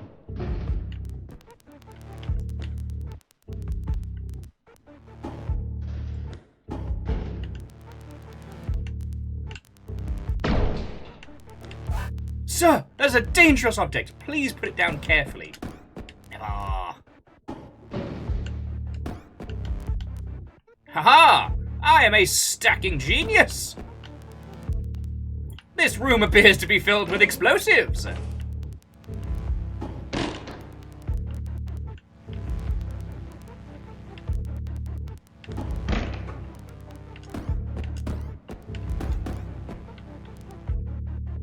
Little high-speed bouncers are very, very adorable.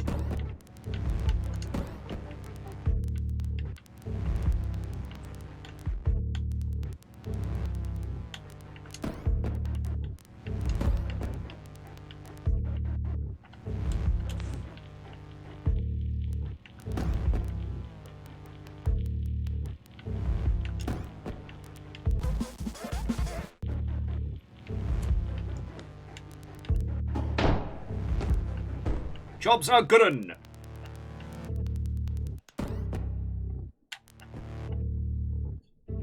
You know what, Fearless? The Luigi's Mansion comparison, I think, it's very valid.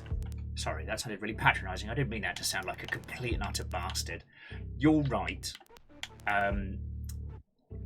This is going for a different kind of, like, emulated spoofs. And it's using a lot more video game horror techniques. But yeah. It just exudes a manic energy. Yeah! Like... Oh shit, yeah, I got a W- grade. Step back. I wouldn't be surprised to find out this has a very, very, very enthusiastic community, you know what I mean? Oh. I brought my emotional support mop with me. Ah, piss.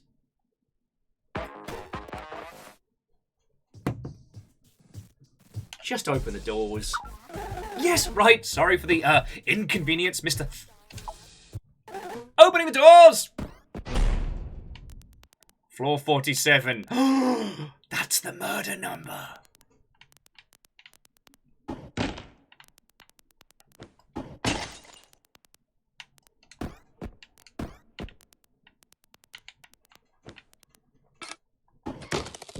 There we go. Set. All good things, I just have to hit it with a chair. Some of our guests are very serious about their security. Oh, good. We've gone to great lengths to make them comfortable.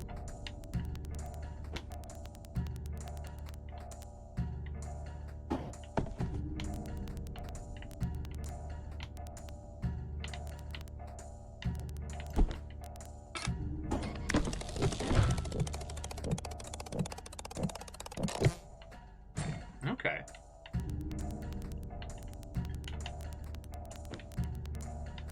Jam, I'm curious about the exact same thing. Like, is this game...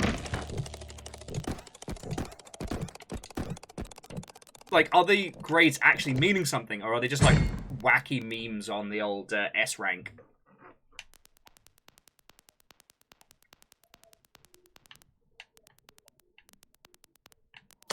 Ah, piss. Don't worry, I have door!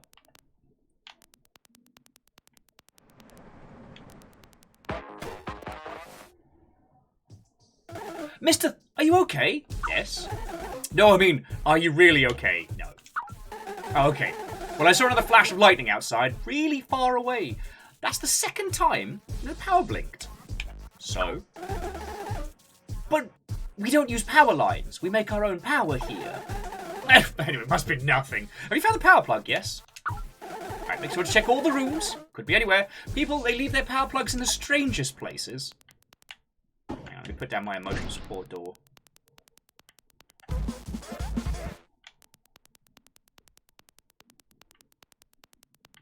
Oh, there's my emotional support door.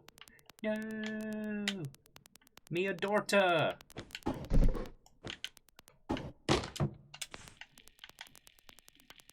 So somewhere in here there is a key.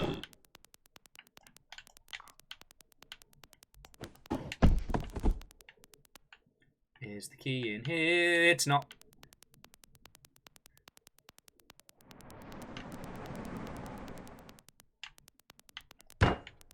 Emotional support door. Emotional support door. Oh, look at all these computers. Shame something doored happened to them. Dorpened to them. I have no respect for property! Oh, God.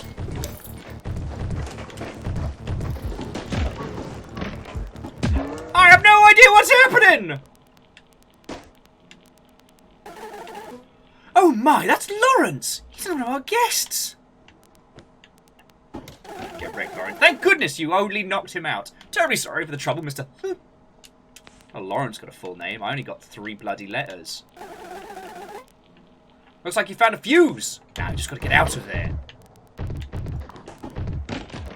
Lawrence, stop it! Can't get the help these days, I tell you. And there's definitely there's a panic, but not a horror, with like Lawrence and his compatriots.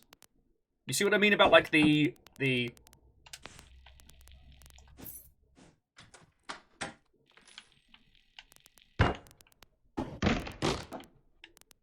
aha.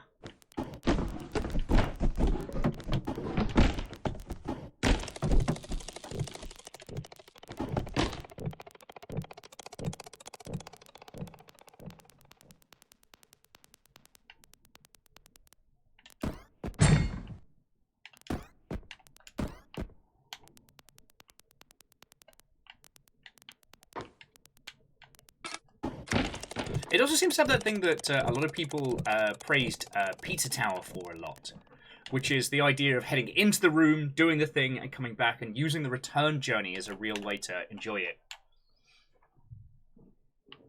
Wait. Oh, sorry, I hit the wrong thing. My apologies, friends!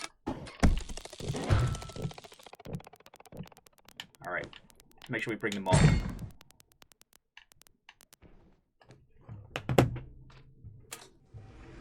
We're all shadow people. They just have bad manners. You're right.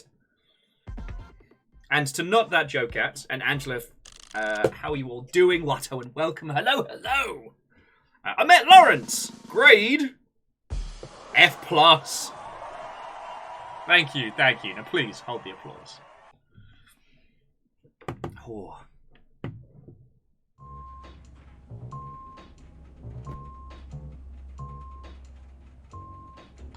Yeah, the fact that it is trying to induce panic, not horror. Opening the doors! The mop is with us. Welcome to floor 77. Don't forget your mop. I don't know where my supplier gets those beautiful plastic models from, but we've ordered hundreds of them. There's so many, I don't even know where to put all of them, but aren't they stunning? Oh, these.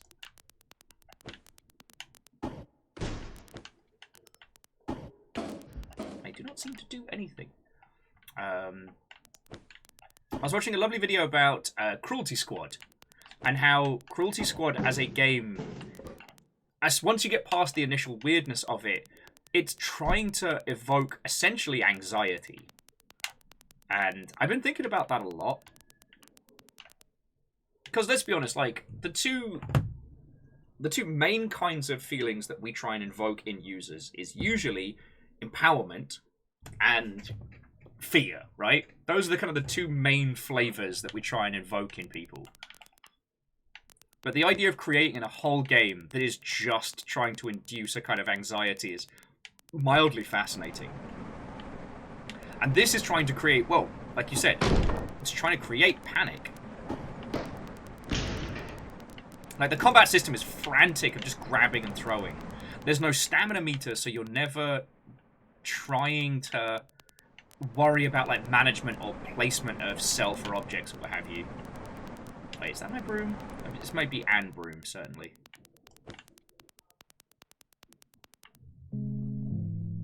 Wet. Oh my! You know the stunt where they walk on hot coals? This must be like an extreme version of that.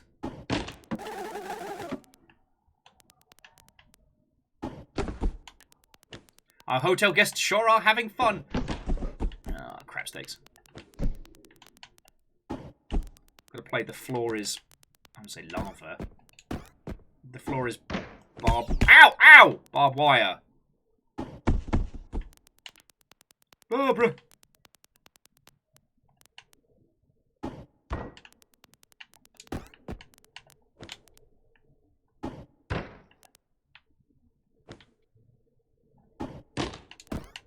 Ow! My feeties!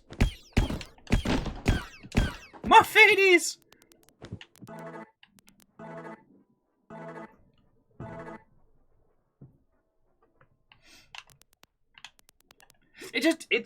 It's interesting because Joe was saying this game isn't trying to evoke fear or anxiety. It's trying to evoke a sort of a chaos and a panic. The kind that makes you laugh your ass off afterwards. That's a very good analogy because while it has used some horror mechanics, you know, a little jump scare here,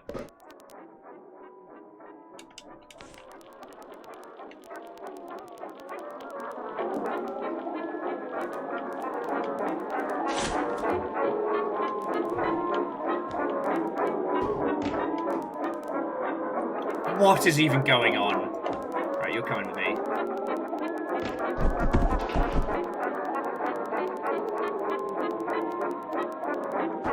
What? They're playing my song. I can't help it.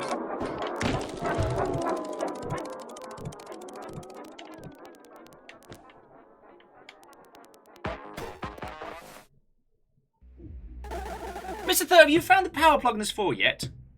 You sound tense. Well, it's just that something is approaching your destination rapidly. How? It's not using the elevator. It's coming from... Well, it's coming from above you, Mr. I don't know how it's going down so fast. It's gone straight down through 5 floors since we started talking. Don't worry, sir. Take your time, but also advise you to hurry if your destination... If you're destined for it, have fun. Right, we don't have any keys yet.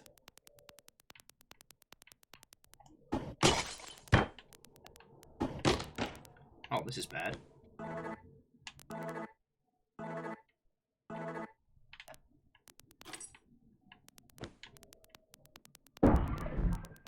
I feel defeated, yet inexplicably rejuvenated.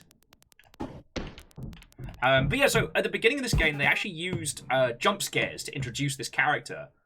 It's really kind of like high-speed, anarchic, I don't know, funfair kind of vibes. Like, it's not to genuinely scare you.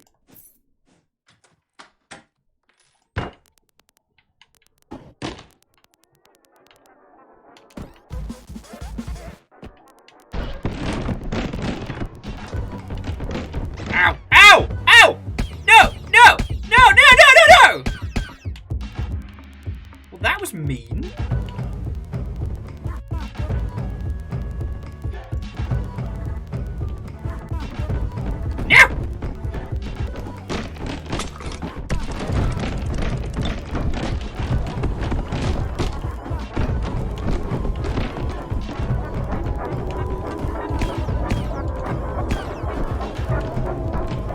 No, no, no, no, no! No, Chelsea!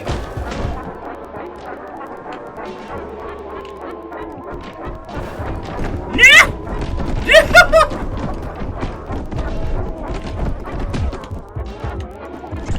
No! No fighty! Want me gramophone?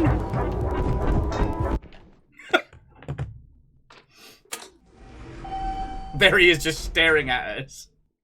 See there, that did the whole like Mr. X chase, like the Nemesis style stars. But when he grabbed us, it just flipped the camera and then played like a little squeaky noise as it kept hitting us.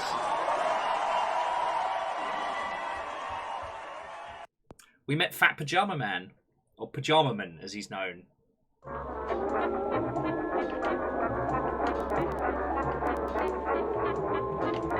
I kind of wish I hadn't grabbed this now. I'm gonna be honest with you all, friends.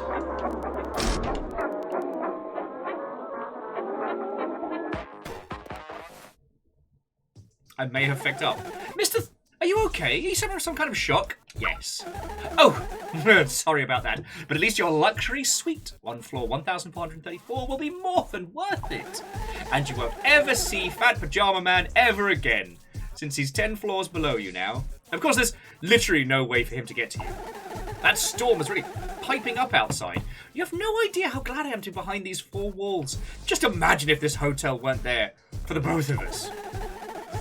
I'm also glad I have someone to talk to, because you see, not one soul has stumbled upon the Upturned Inn since you arrived. I'm used to having at least massive, endless waiting line in the lobby. Of course, none of this is to alarm you, sir. All of this fuss with the elevator, this loud storm, a large angry man in pajamas. It's just an inexplicable one-time coincidence. No, it is not. I once sneezed a pasta noodle through my nose, back when I had a nose on Earth, Mr. T. Did I scream and cry about it? Yes. Yes, actually I did. But I was a mere child. If it happened to me now, I probably wouldn't.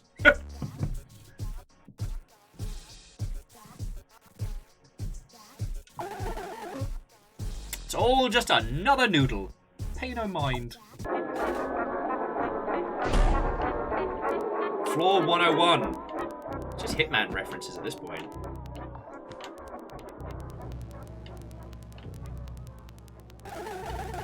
Sir, it's always good to have an escape plan in mind. You never know what could happen on your way back to the elevator.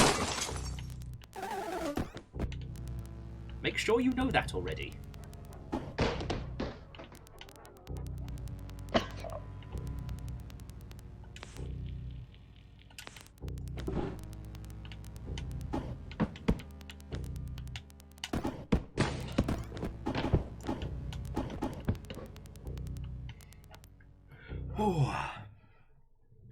But yeah, I feel as I certainly agree with you. Like the Half-Life 2 head crabs, the poison ones that always reduce you to 1 health, are a very, very good example of that. But again, like Ravenholm was very clearly trying to evoke horror, trying to evoke fear. This is just trying to emulate panic. Like unhinged, unbridled panic.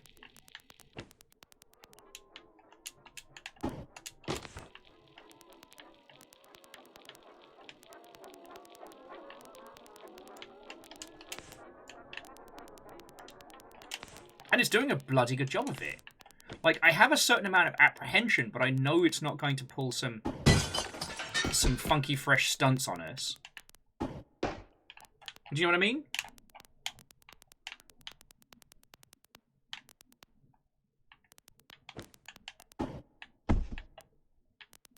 Is that water? Why is there water?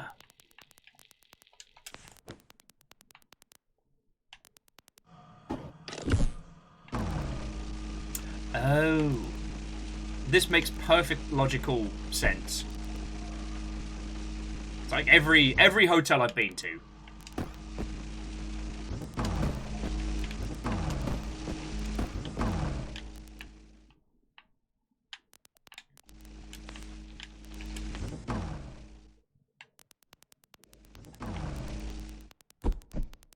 Well, so this is where I disagree, Phyllis, in that with Half-Life's Ravenholm, putting you down to 1, or having a creature that can put you down to that is also a big bastard.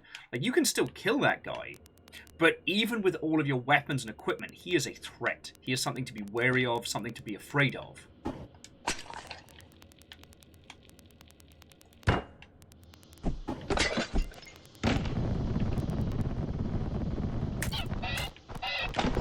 Oh God, birds! Ah, yes.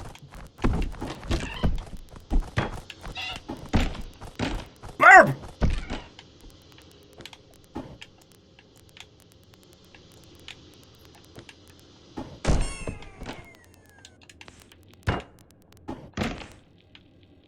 I am extremely lost. This isn't good.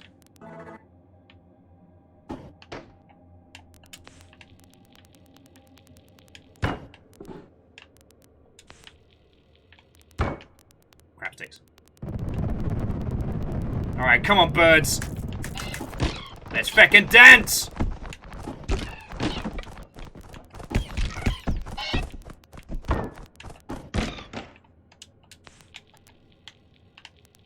Okay. For any of you that have any kind of photosensitivity, this is definitely a game to be wary of. If you're main screening this or watching me on the big telly, be wary. Because basically, that last section, the birds bumped into the light shade that caused that weird flickering light. Oh no. Can I beat them to death with a health pack? I wonder.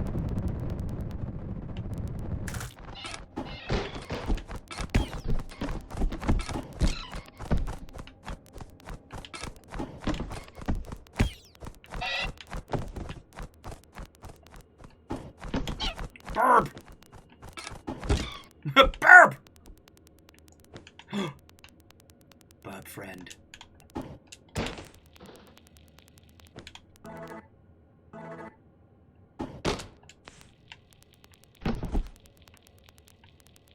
Do not feel bad for the strange alien birds. They know what they did. Crows! Wanted some fun crow facts? I suppose I don't have a choice. Crows are very easily knocked out when bashed over the head with furniture. That's a crow fact! What a crow fact! Fuck it. How I obtain this information, you'll never know. I picked up the key.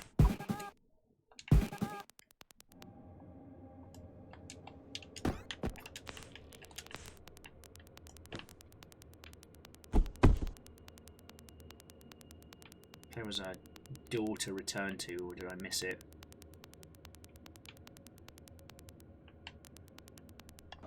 No, I guess we just got to backtrack with the key. Okay.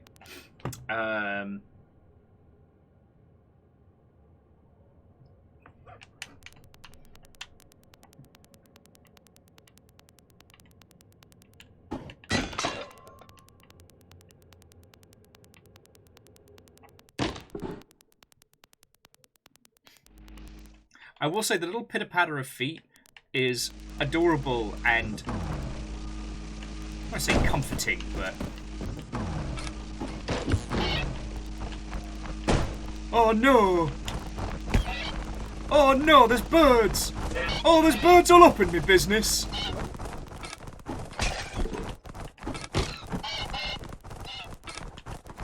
Bird-on-bird crimes!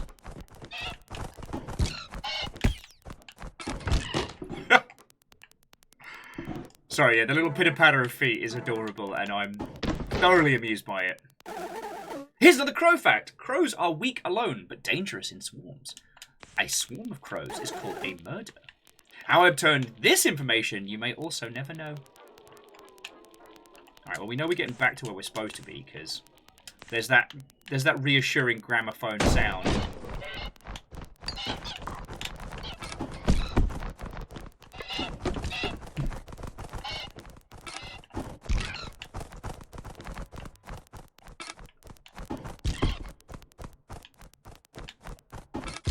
There's something about this game that is wonderfully designed to kind of generate this mad scramble. Like, you don't have to specifically target an object to pick it up. You can just hold down grab and walk over stuff. So allowing you to kind of like, when things are panicked, you can just manic throw stuff, which is real good.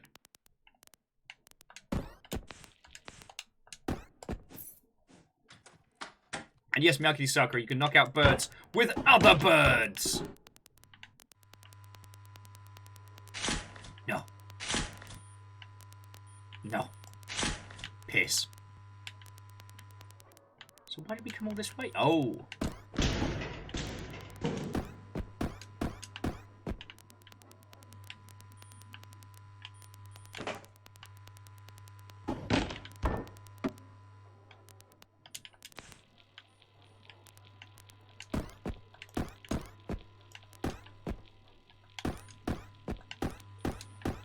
Okay.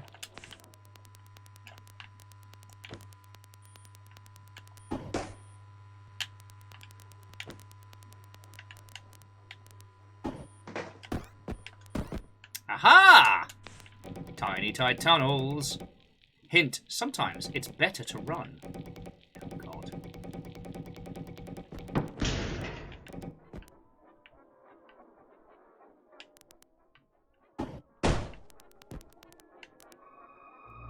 Oh, fuck sticks.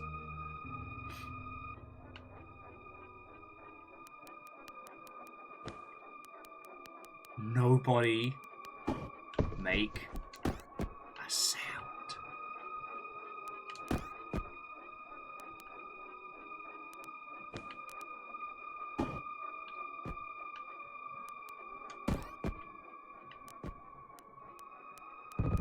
Fuck! Mistakes have been made!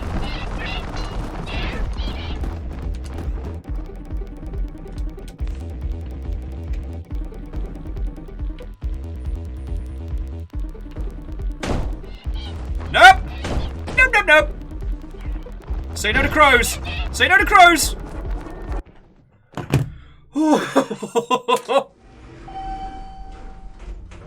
I do like the freeze frame so you can see just how close you were to destruction.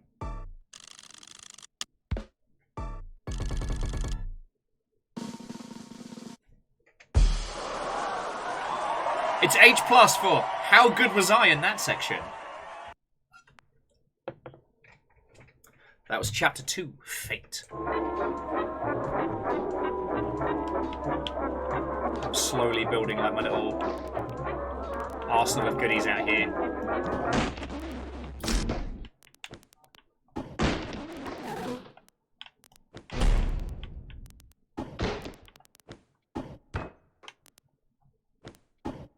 Bad news, I broke the gramophone.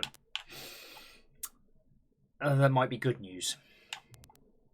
Dear friends, I have realised that I'm both incredibly dehydrated and incredibly hungry.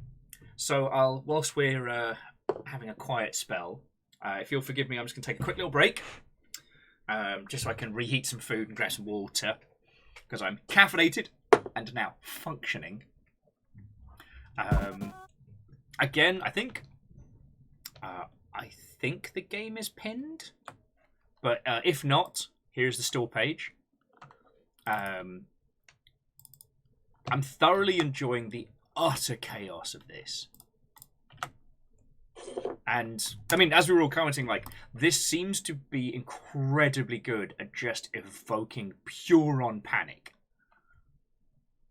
Oh, well, Lizzie, hey, no worry.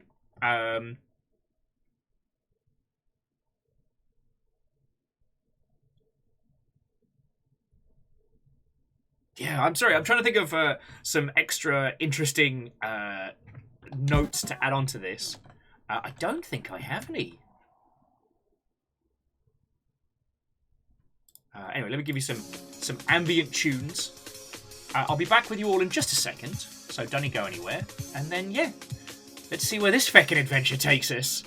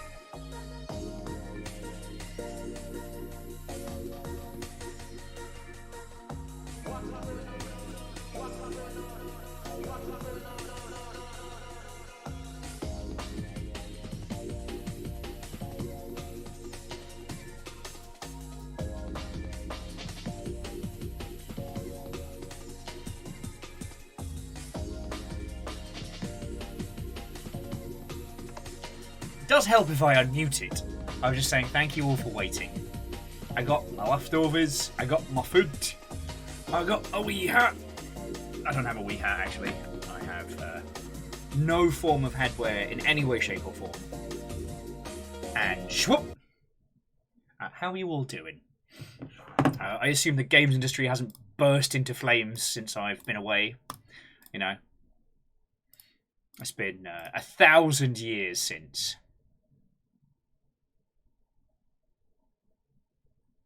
One million years.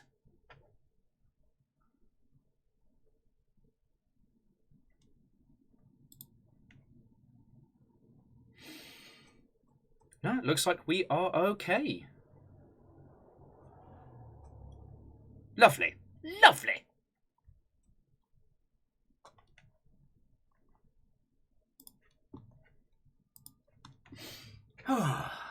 So should we continue with this nonsense? See where it takes us? I don't know if this is going to be a full-on run-through, right? Because, again, this one's very carefully evoking some panic. But this is absolutely one of those games that I feel confident in saying, yo, you should give this a go yourself. You know what I mean? Whether we finish it today or not. Running around on little feeties.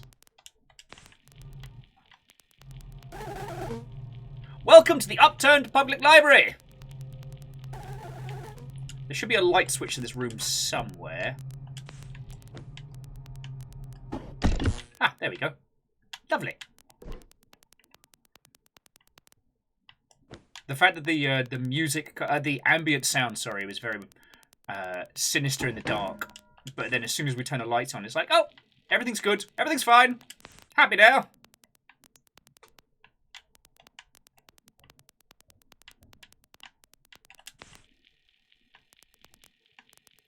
There's the weird statues again. Oh, good. I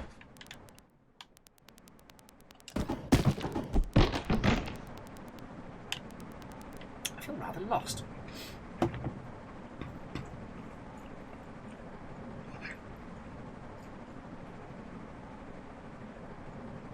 Getting my food in.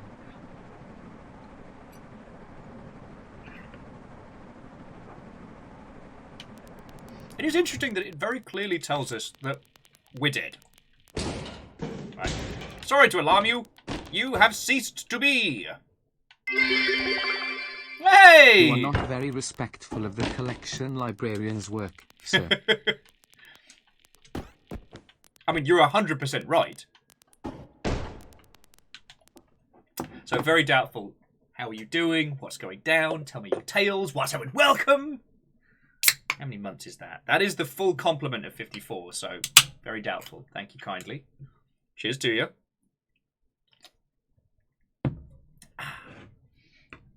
And apologies for future burps.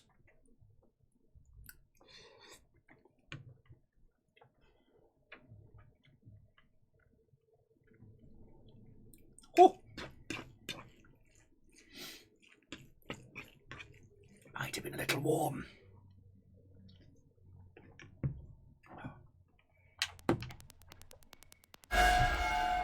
Fuck!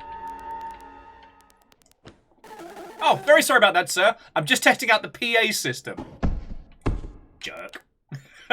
Nick, a card game dev. Watto and welcome. Hello, hello. For no reason in particular. This guy's clearly messing with us. Clearly. Feigning ignorance. You did pick a great time to come in. So we are playing the Upturned. This isn't a horror game. This is a panic game. So we play this little hat-wearing numpty as they arrive at a very, very strange hotel in the middle of nowhere. I believe we are recently deceased. These little figures are there throughout. Oh, Jam, you know there's going to be a mannequin room. You know it. We've been putzing around this for about an hour, and it's very, very good. And the reason why I'm calling it, well, we've taken to calling it a panic game, is that it has horror elements. Creatures that jump out at you, strange ideas, this impossible geometry. But all in all, this game is really just about making you go, oh! It's not lasting horror. It's not trying to get under your skin. And the few jump scares it has thrown at us are very much more for comedy than anything else. It's very strange, but yeah. It's doing a very good job of piss. It's doing a very good job of evoking this, yeah. This mad panic.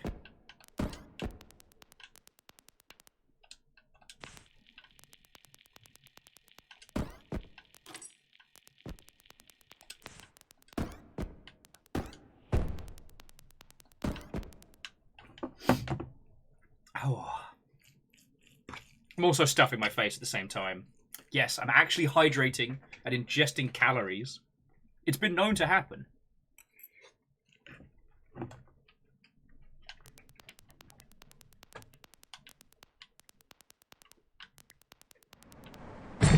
Ah, piss. Burbs! This game does have a combat system which is purely based around grabbing shit and throwing it.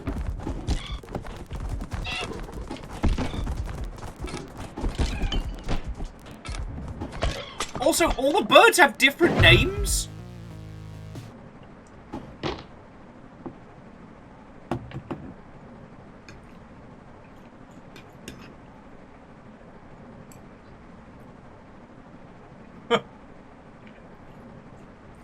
It's alright. Aperios' collection of will-eating food seems to have dissipated, which I'm very happy about.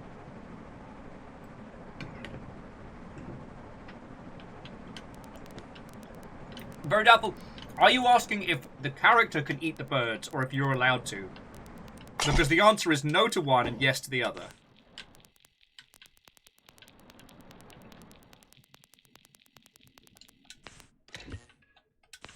Piss.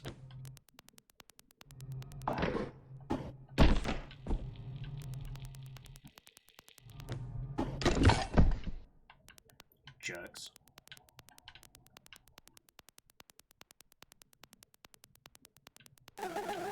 As you can see, we have a vast collection of... Oh, the shelves are empty.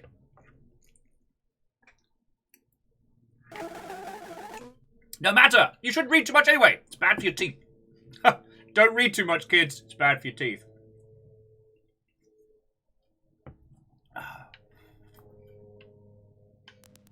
It's a vast collection of shelves. I'm gonna see if I can deadpan say you shouldn't read so much, it's bad for your teeth to people without cracking. I can get away with that. Bathtub!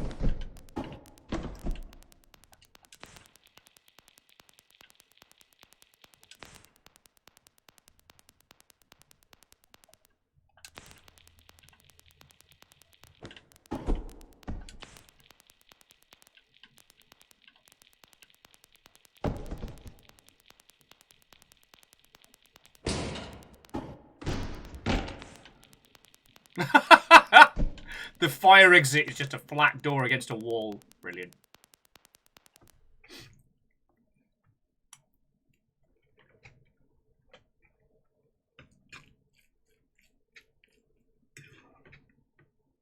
Yeah, very doubtful. The janky little walk is very endearing, and the pitter-patter is surprisingly soothing, comparable to the rest of the design, which is meant to make you go, ah!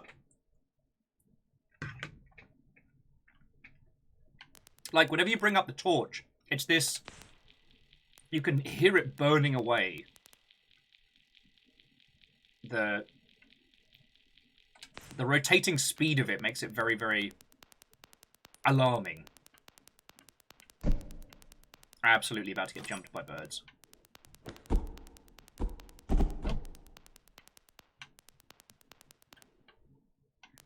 And so far, doubtful, like, all of the...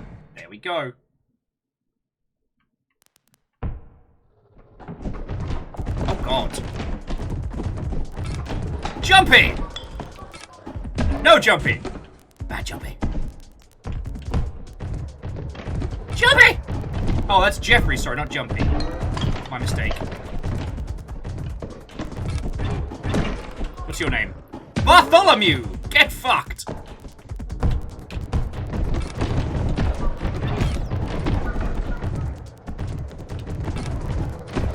Forest. Also Forest.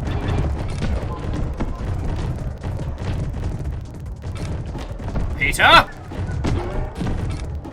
Walter! Jesus, oh God!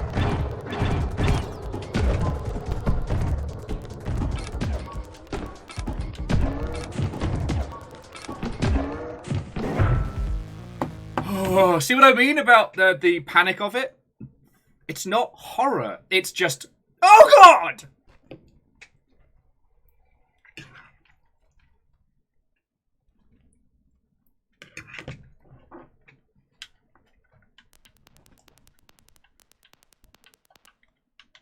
I was chatting with a friend about the Resident Evil 2 remake recently. And one of the things that a friend mentioned is, like, the Mr. X sections are very, very good. It's very well documented. Like, he's slow, he's deliberate, he's unstoppable, except for maybe knocking his hat off. My friend pointed out that it's a real good way of getting back to that original creeping fear when it comes to zombie horror. It's not that you need me to tell you, but the hook, especially of OG zombie films and zombie media, is that they are slow and shambling, but you'll never be able to stop them all. They just keep coming. It plays on that primary kind of, like, persistence predator idea, right?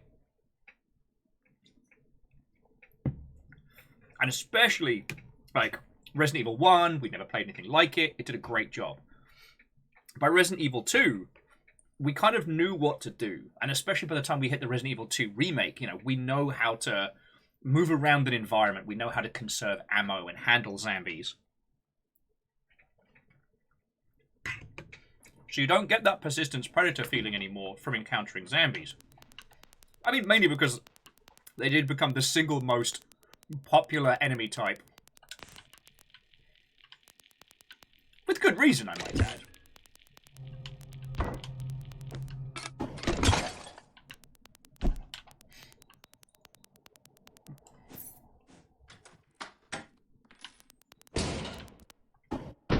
I'll never get tired of the fact that you have to literally rip the door off to open it.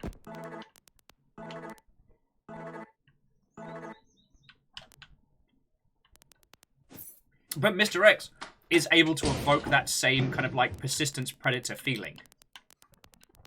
And I think that's very, very powerful.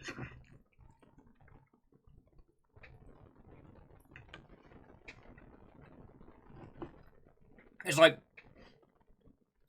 I can't think of a game that has used horde technology, horde tech, woo, at the same time as using kind of slow shambling creatures. Because, like, if you haven't played it, there is a game online, oh, piss.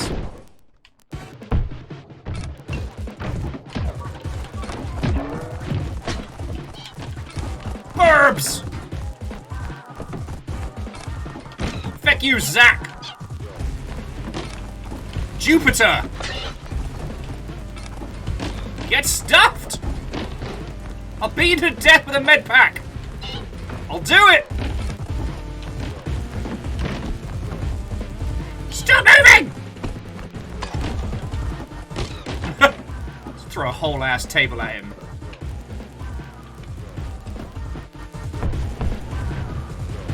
Oh, more of you!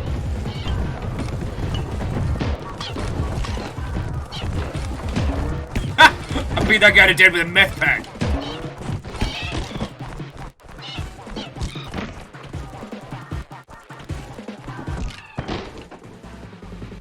Alright, are you done?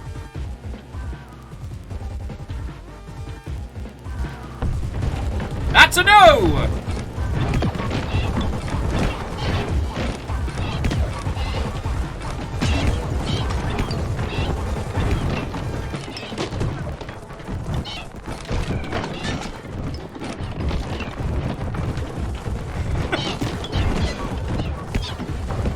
You know what? This game knows what it's about. I appreciate that.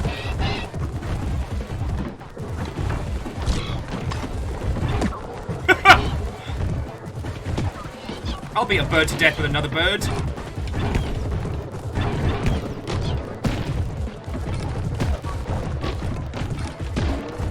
Also, what's interesting with the jumpy ones that have that mimic quality, it's not that you have to hit them a bunch of times. You've got to hit them twice in succession.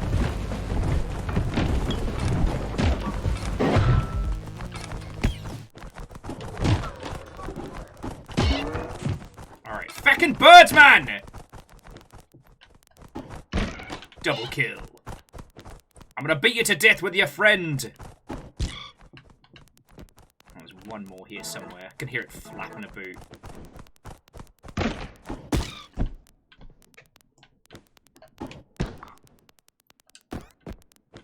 Look at this carnage. Look at this. Like, that is a glorious sight to see after a scrap.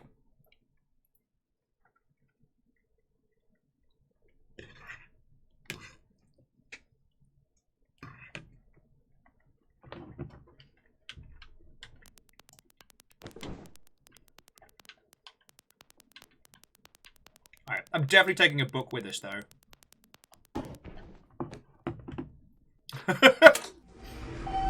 Oh, good.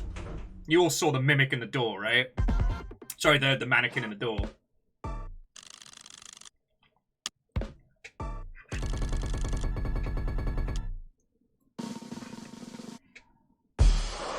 Ooh! That's actually a real grade. Check me out. But yeah, so what I was going to say was, if you haven't played it or haven't seen it, there is a World War Z video game that uses incredible crowd technology to make it seem as if there's this unending horde of running zombies. But what I'd be fascinated to see is the same kind of thing, but with this slow, shambling horde. The kind of thing that you can't stop.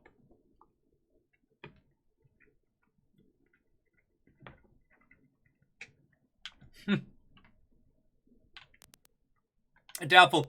It's fine. This isn't even our floor. We're trying to get to floor 1434, which is where we're staying. Oh, what's that?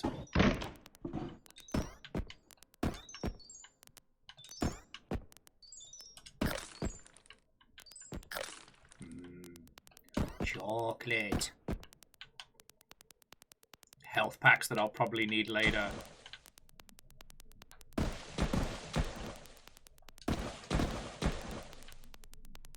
This is bad.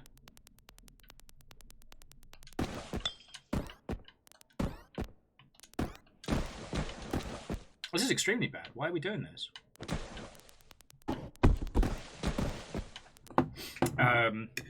Sorry, I keep losing my train of thought. I do apologize, friends. The food's very good. It makes it extremely distracting.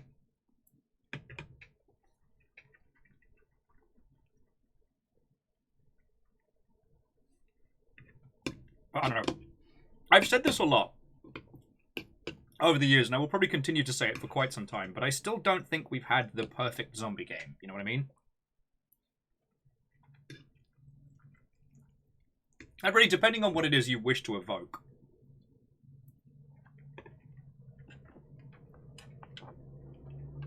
But I do think of things like, especially Season 1, Season 2. Well, that's bad.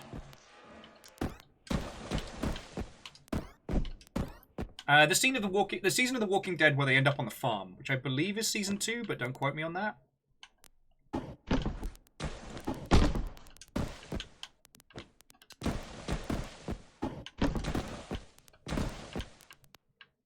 How sticky the water is. Maybe uncomfortable. But I often think about that particular season because of how events outside of our players' control events outside of the characters' understanding generate a situation, you know? If you haven't seen it, there is a particular scene where a helicopter flies over the city. And by flying over the city, a bunch of zombies start going, "Ugh," and they start following the sound. And after a while, the momentum of a few zombies heading in one direction, the noise of them all moving draws more zombies towards them, creating essentially like a slow-moving herd that picks up more and more zombies as they continue, as they get louder and louder. And I think about that kind of like ecology style setup,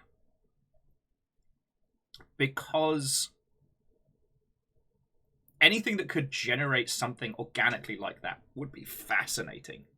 I love 7 Days to Die, but they use a lot of gamification to create tense situations. The big one being the blood moon, which is well, you can change it in the settings, but once a week, a blood moon rises. And during the blood moon, you will be attacked unendingly by zombies. And depending on how far you're into the game, depends on how like manic it gets.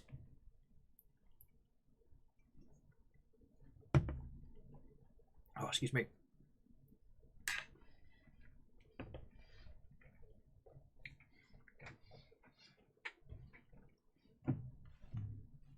But I keep thinking about how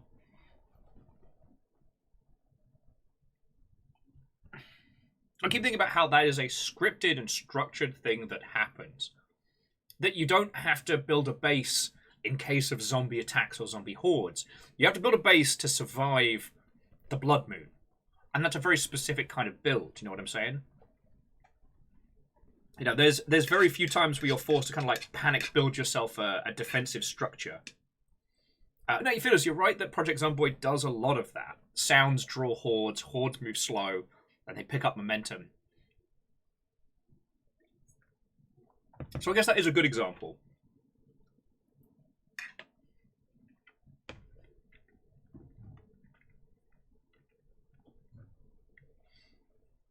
Oh yeah. And Nick, abso-feckin-lutely. Maybe it's better to say that I don't think we've had the perfect craft and survival game.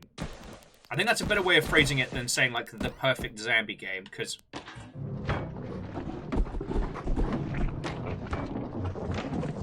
Well, cool. That's fucking horrifying. Patricia!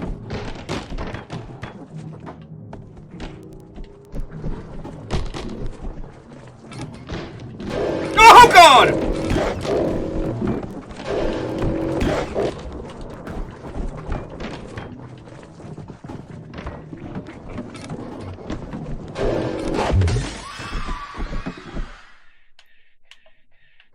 That's our first continue.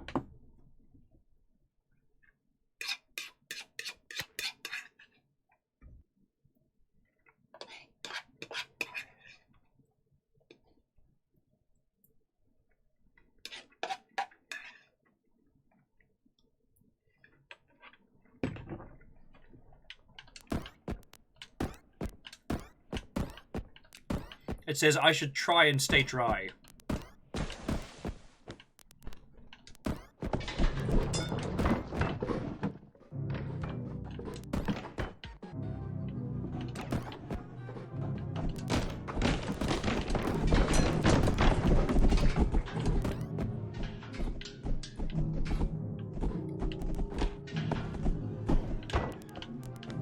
And yeah, friends, you are super correct.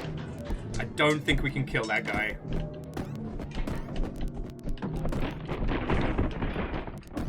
All we can do is try and, like, slow him down.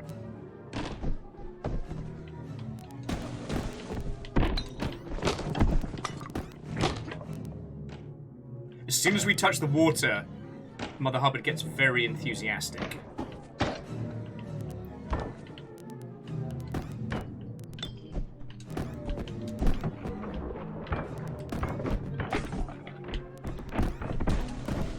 Yeah, see? Oh, God! Fucking hell! This fucking game!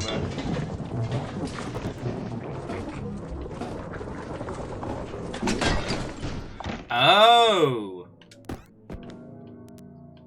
Yeah, look who is...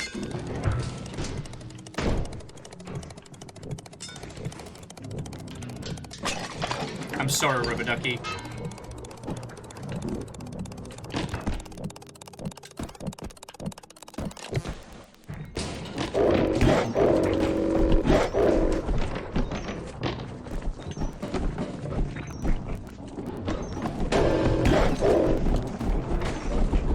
the Chucky bar!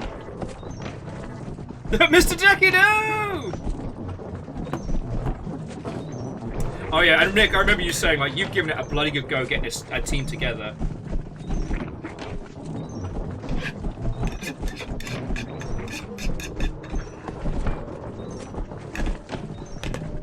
Here's the thing I wish wasn't a thing. This guy.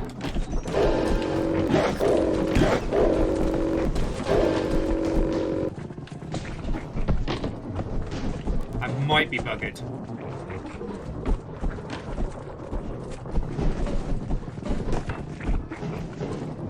Yeah, he can't get out the door.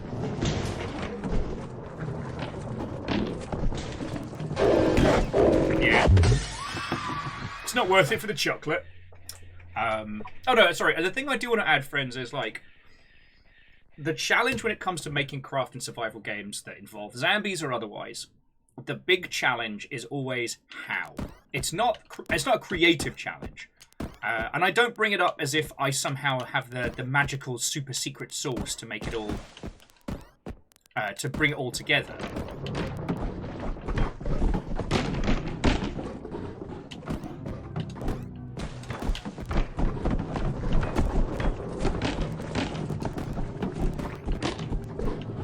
It's one of those particular genres that I really, really enjoy. And I'd love to see more in that space. But I mean, like, Nick, you and I talked about this a whole bunch in the past, but... Ow! No bitey! No bitey!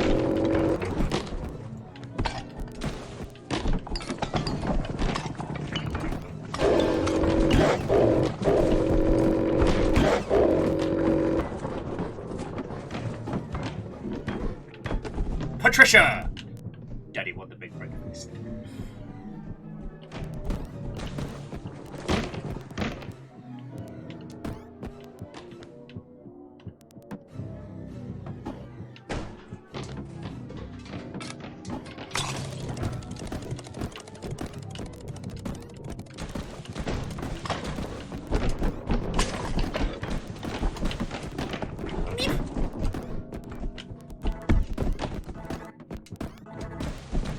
Oh, come on! I'm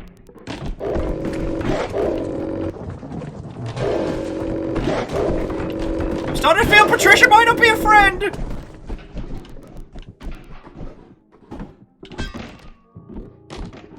Yeah, we are fucked.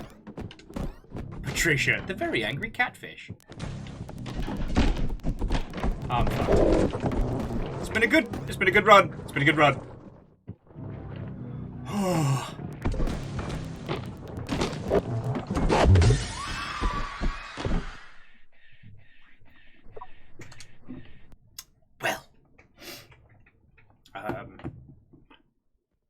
But yeah, so jumping back, the reason why we see tons and tons of craft and survival games is that the very basics of it, the core of just, you know, building buildings, scavenging for survivals. Oh no, there's some nondescript NPCs trying to do us a murder. Oh, that sure is bad.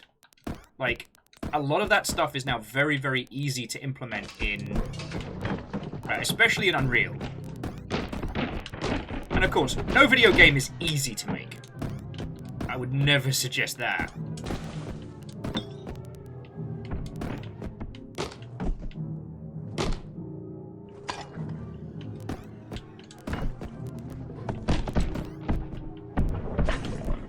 But when it comes to, yeah, the craft and survive kind of space, a lot of that, there's a lot of very good solutions that you can get just off the shelf, right?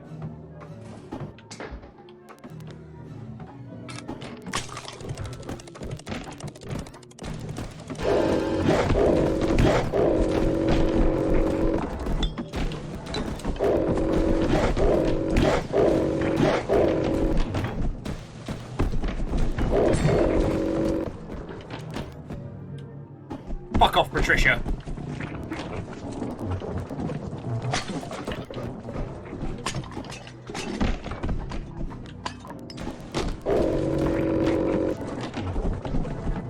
The physics of this just absolutely makes it.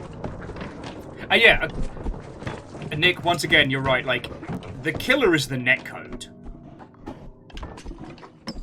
like, bringing it together, not too tricky. But bringing it together in such a way as to make it make sense. Yeah, effect that noise.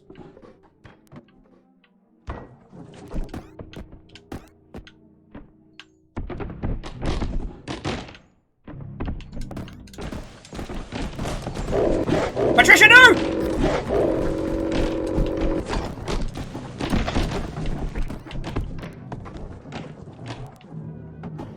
Patricia, no! Come, my little catchphrase.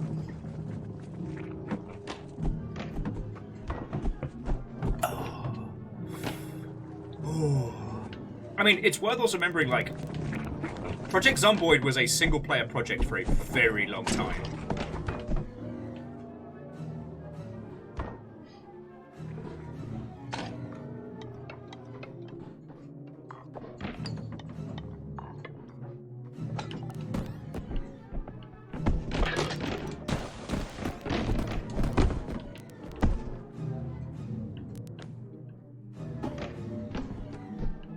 Oh, piss.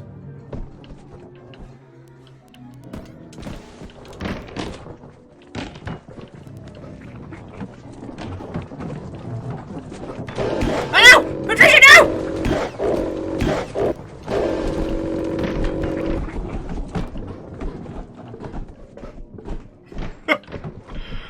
So Very Doubtful was asking Nick if do you find the collaborative nature of game dev frustrating, and the you haven't lived as a gameplay programmer until you've been buried under a deluge of late joiner bugs because someone somewhere used multicast.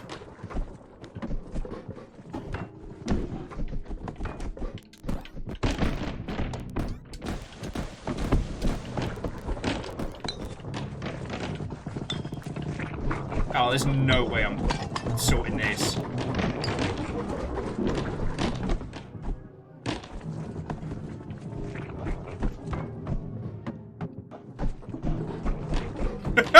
This Patricia is causing absolute fucking chaos.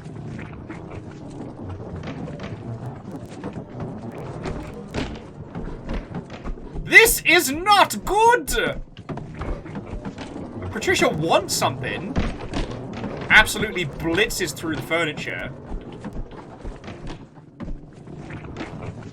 We're not gonna make it. We're not gonna make it.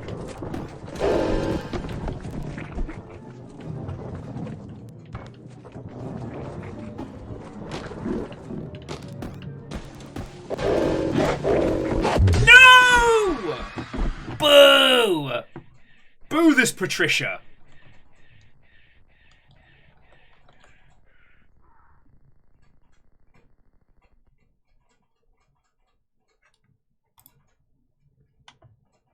Alright, we'll give it one more shot. Might have to rotate potato a little, or at least take a breather and chat with your lovely selves a bit more. Okay, on the plus side, it's starting us here. On the downside, Patricia has zero fucking chill. And we've still got to make it.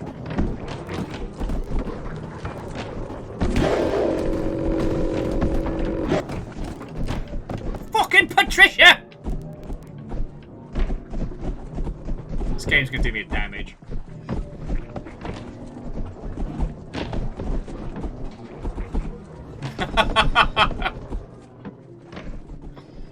Actually, we had almost gone the whole day without me being referred to as UMS Gamer Will Overguard.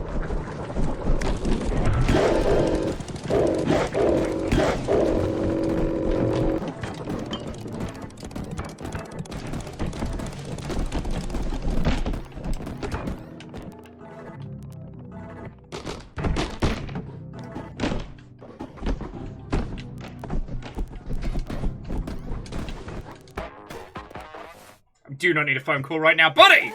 Sir, would you like to hear some tunes which I've made myself? Sure. Ah, sir, you're the best! I'll play it over the intercom so you can hear all the bass. Interrupted my fucking jump. Yeah, no shit, I should try and stay dry.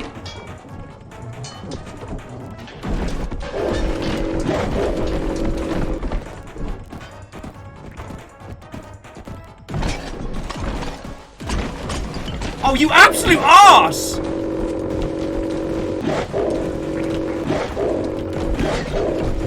No, come on! Fucking... Did you see everything bouncing around because of the base? Oh, bastard.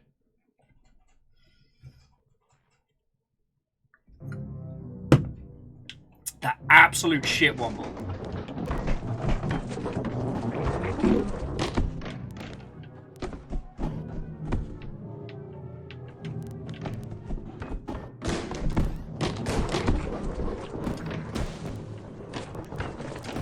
Patricia! Oh, I didn't get the fuse.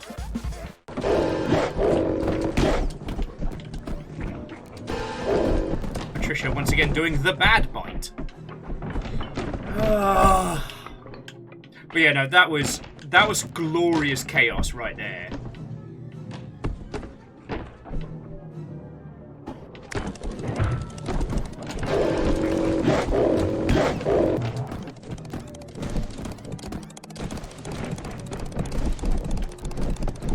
Oh, I'm even like leaning with my booty. See Patricia throwing fucking chairs and shit. Fuck. I'm gonna tell him no, and I bet he's still gonna play them. No. Please. No. Pretty please. Please. I put my heart and soul in this music. No! Oh, fine. As if me playing loud music would put you in danger or something. Psh. Fucking. The writing on this is on point.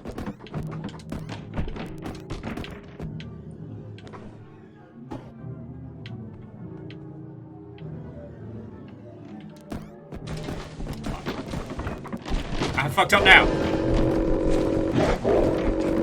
No bitey!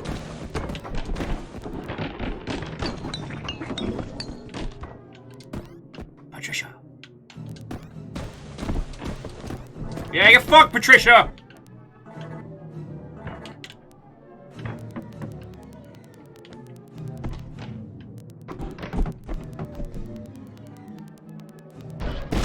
Oh, really? Oh, no!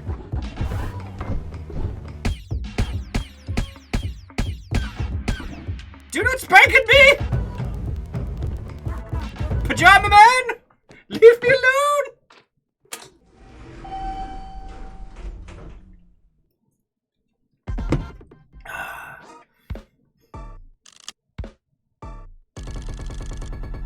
Don't worry about it. Unlocked bonus floor X. And as we know well, friends, X will in fact give it to you. Chapter 2. The Mystery of Fate, Espionage, and Shrimp. The quirkiness of this is absolutely endearing.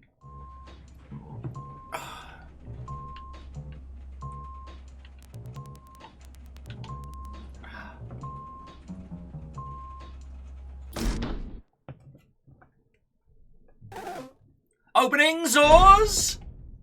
Floor 170. No, actually, so on the subject of Project Zomboid, I do want to test out the multiplayer of it at some point soon. I just need to get the right team together, you know? The problem with Zomboid is that, 1, an uncoordinated team can get killed very quickly.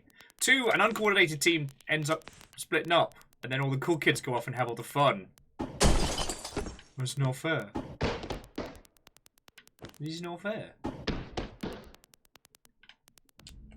Oh, cool. Oh, this is a little Fresh Hot Nightmare. What's it say? It says something for $20. I can't quite read it.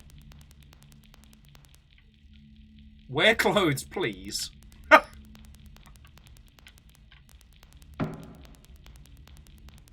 My back!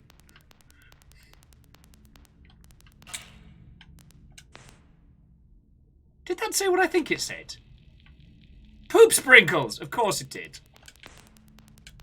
I should not be surprised. So here we are. Poop sprinkles. Yeah, apparently this is just a teeny tiny shopping centre. For mannequins.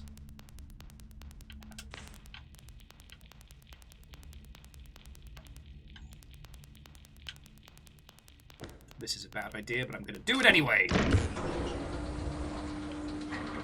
I take it back. This was a great idea. Oh, sorry! Bouncy Bounce, Jungle Eternal, Happy Sky Game, Racy Racers. Oh, I fucking love Racy Racers.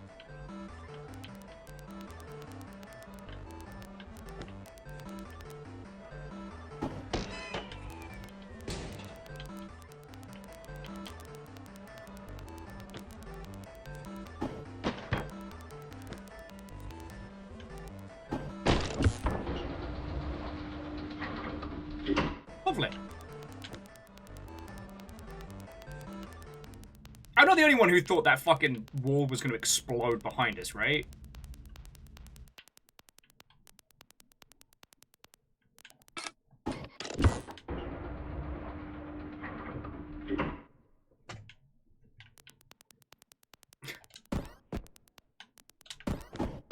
It's just a game about ponies.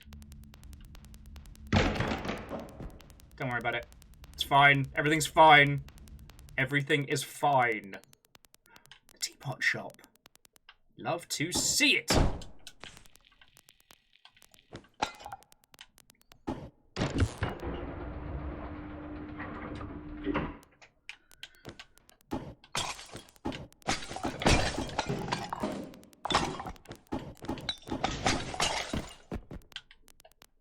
Look, they can't give me a throwing combat system and physics mechanics and not expect me to smash every fucking teapot in the fancy teapot shop.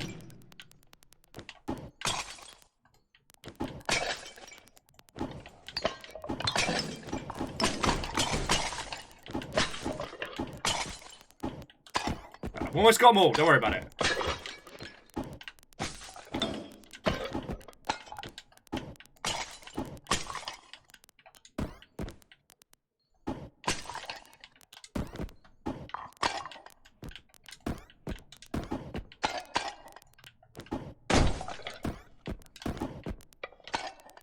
Yeah, what if they have rupees inside?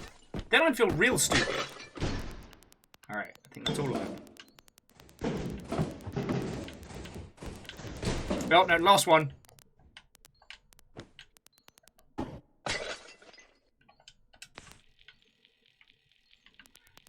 It sure sounds like there's rupees inside. Oh, almost. Is that all of them? Ah.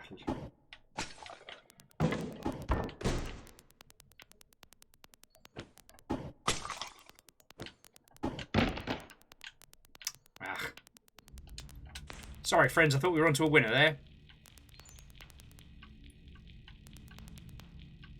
I'm gonna go downstairs to check out the gym past Poop Sprinkles.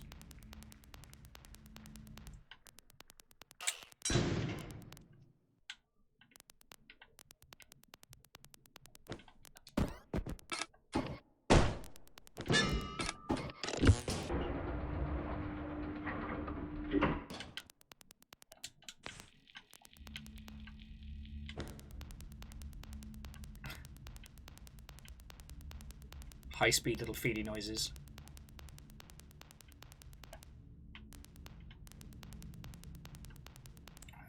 Did we do this room? We did. Ah. Hats off! You know the rule.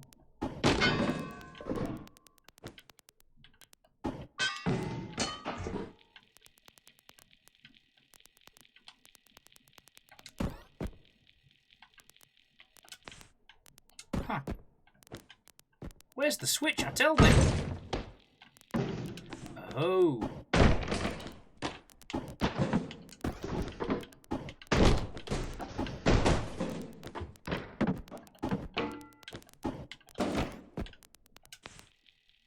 Ah, that was pretty clever. I get close to the sign, it says look up, and I'm like, look up, and there it is, right above us. All right, we're online.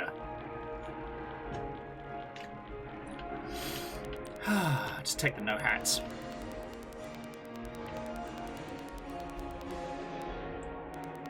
Playing that classic mall music.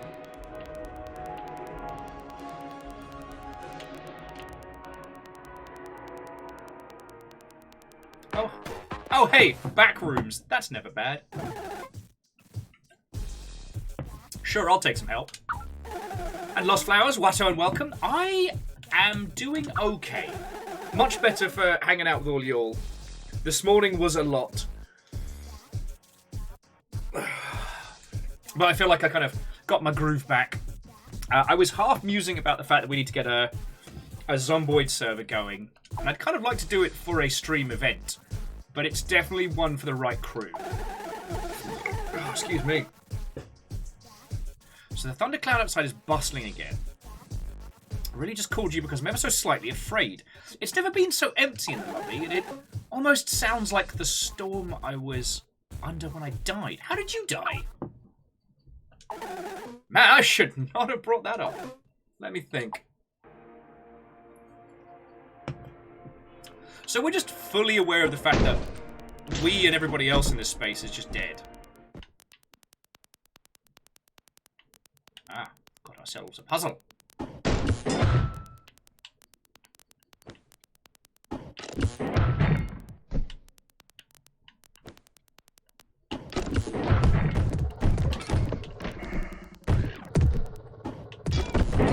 Damn it, Fred!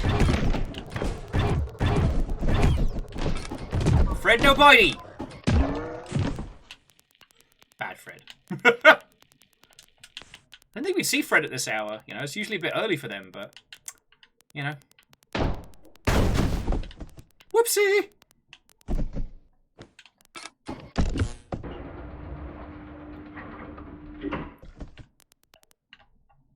Project Vicoid, Project Blondoid. Blondoid's got a better ring to it.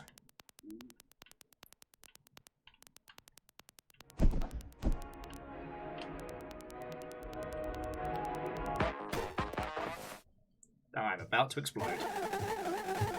Okay, so Mr. I'll tell you how I died, but first, you have to tell me what happened to you. Well, I don't know. Ah, what? What do you mean?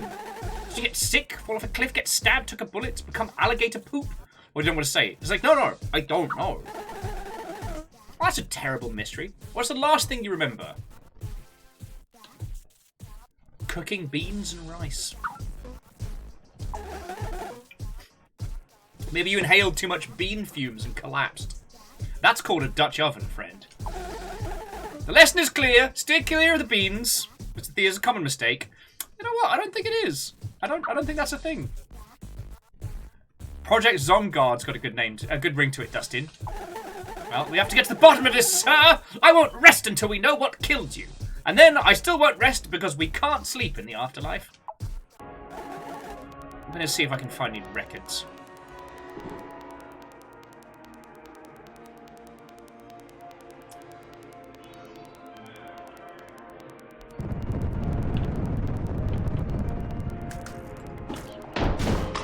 Oh!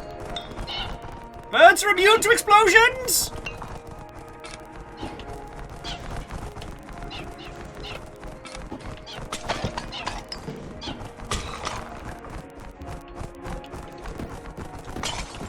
Darn it! The frickin' gumballs keep breaking!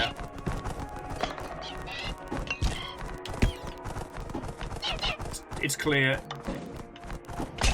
The only winning move is to beat seagulls to death with other seagulls.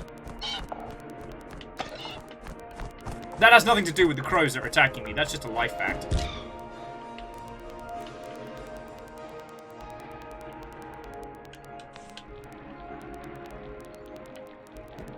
Oh, excuse me.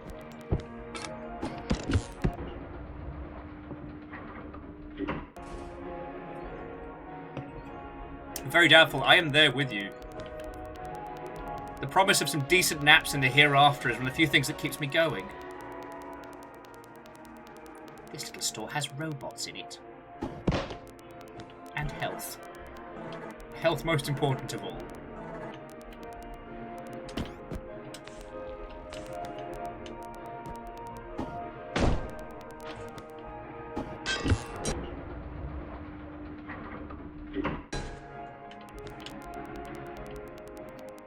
What did we just open up? That's the gym. Upstairs, maybe?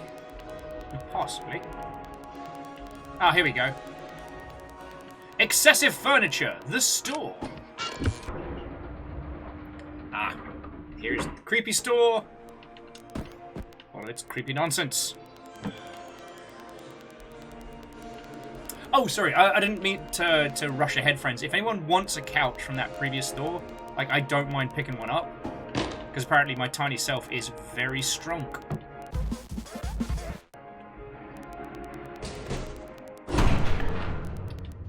Piss. Oh, fuck me!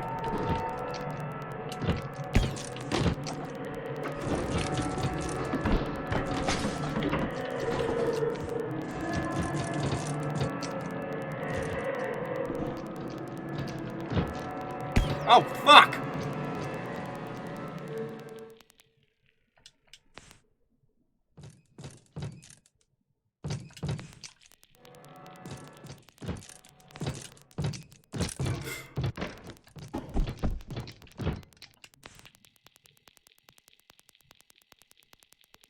Do not like that. Oh no! Do not want! That was genuinely tense.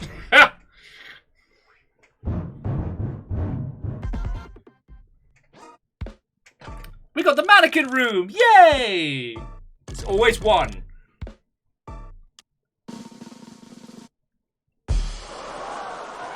I don't even know if these grades are real or not.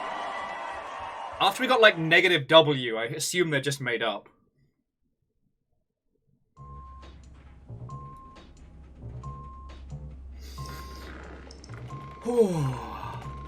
Dot dot dot. Oh, sorry, I forgot to mute. Ah! Opening the doors!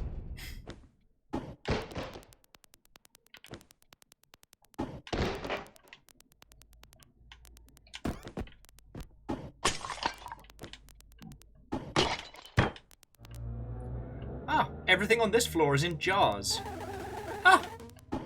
Looks like this floor never really finished construction. Ha! Sorry about that. He said, not being sorry at all. Oh! As you all know, one of the core components of construction is, in fact,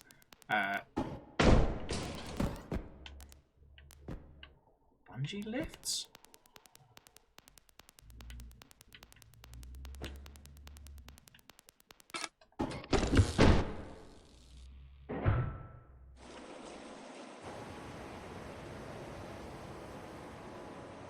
Piss!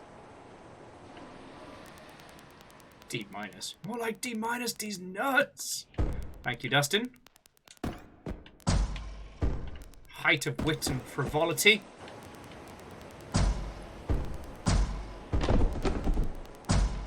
I was so hoping we'd have another underwater horror level.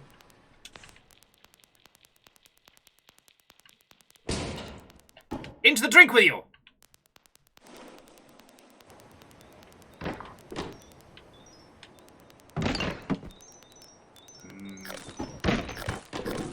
Chocolate. You guys are jerks.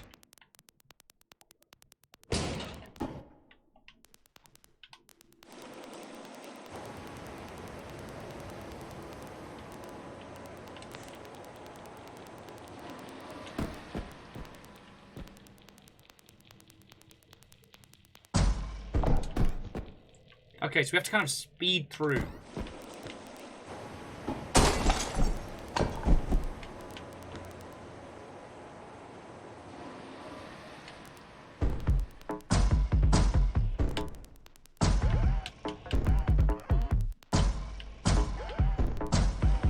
Oh, that got way too close for comfort.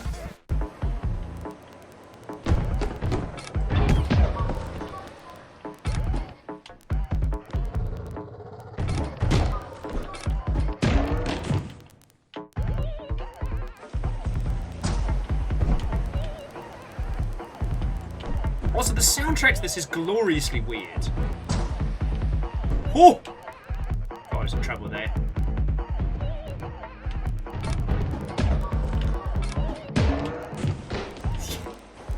The fact that I'm allowed to beat people to death with a health pack will continue to be the best.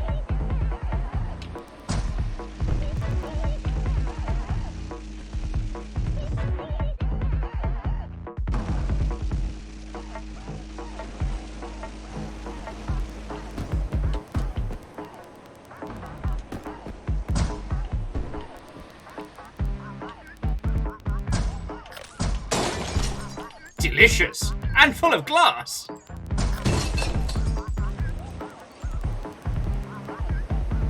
God, I'm getting Armored Core flashbacks from this bloody room. Okay.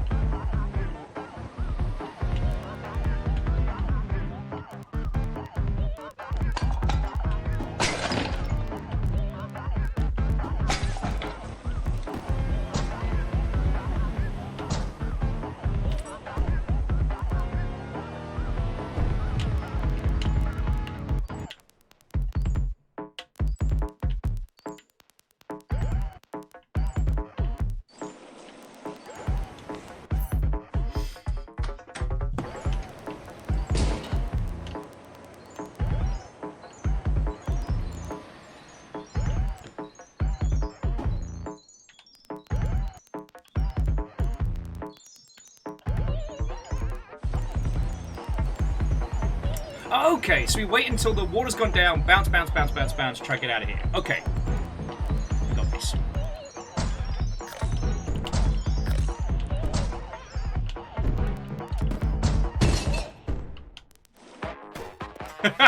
There we go. Job's a good one.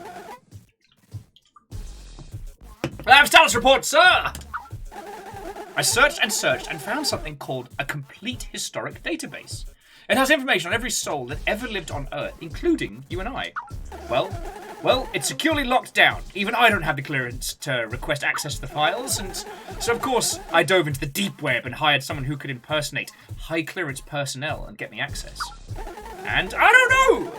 This news is breaking! All I know is I'm going to find out how you died, Mr. Thief, one way or the other. And I'll tell you when something else happens. Oh, sorry. I'll tell you when something else happens. Alright, well, let's go back the way we came.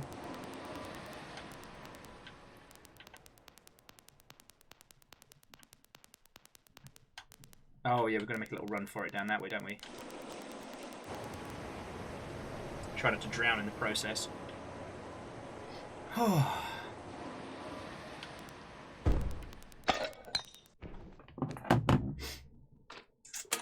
excuse me.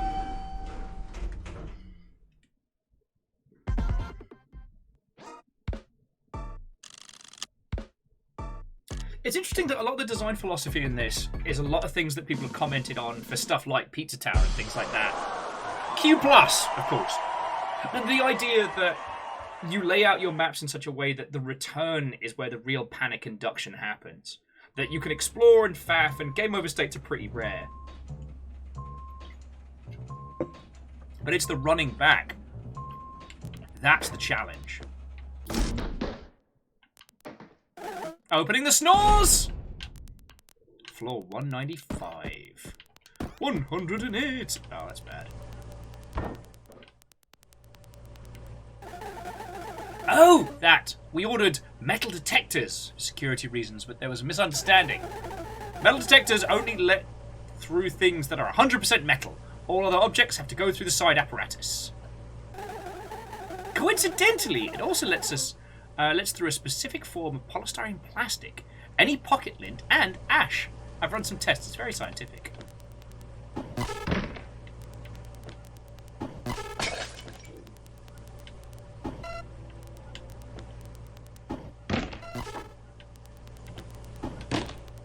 So anything that goes to the side has to be small enough to make it. This is kind of fascinating. See if we can put a mop through here. We can. Mob fight. Are you wait? Are you surprised you can walk through? I guess a little. So surely you don't think we kept our bodies when we died?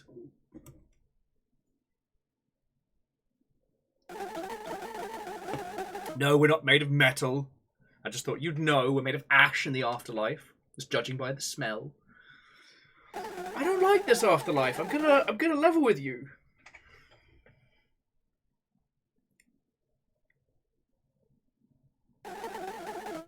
At least we're not made of pocket lint. Alright, I have to get back to important business. Sure you do, mate. Sure you do.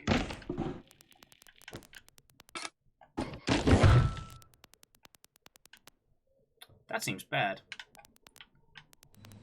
But no, this is definitely doing the always be learning form of construction, which I always love.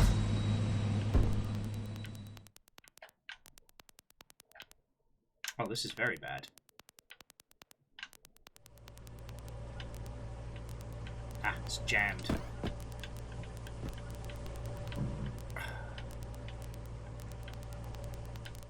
Okay, so we have to try and find a metal object to bring through. What about a wheelchair? Ow. Health pack? Very not. Alright, well, I'm going to find something completely metal.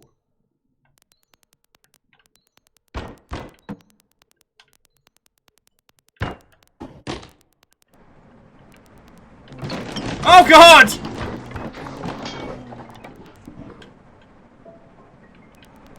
Okay. So the magnet works, but a little bit too well!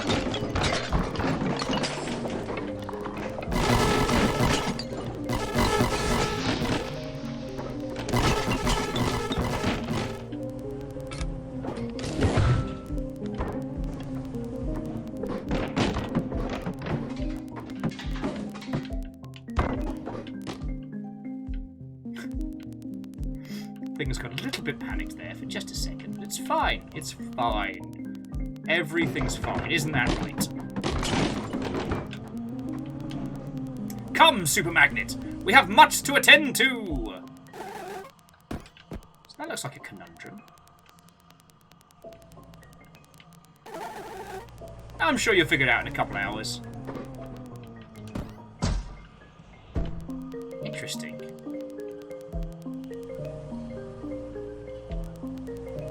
I will assume water bad. We are made of ash after all.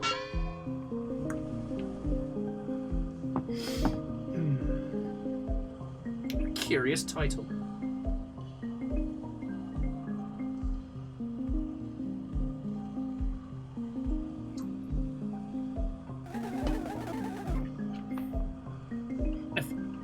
If I were a piece of heavy furniture, I'd love to be tossed on a spring. Actually, I had a dream about that once.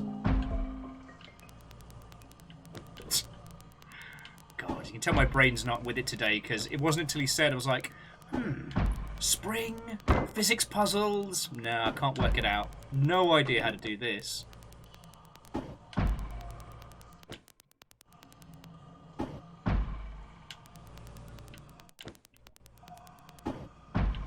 It's a kaleidoscope, innit?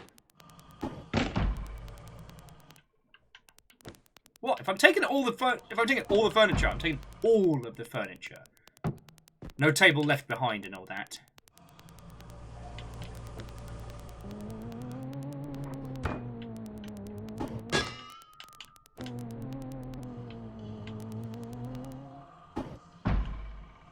Okay, the magnet doesn't activate unless we're holding it, which is mildly fascinating. That's the dream, eh, Night Valen? That's the dream. Oh. God, I am flagging today, friends. So what has been going down with your lovely selves? To those of you who have joined us this afternoon, I don't really have much in the way of my usual caliber of stories and nonsense. The last 2 days have been thoroughly a lot. but not in the excitement and adventure.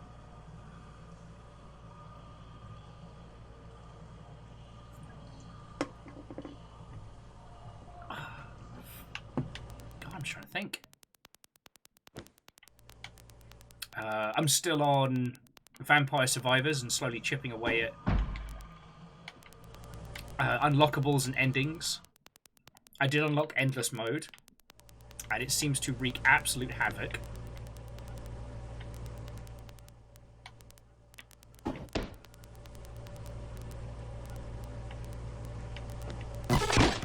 Worth a shot. Nick, I wholeheartedly agree with you. Like, this is my Monday, and I have already hit too much.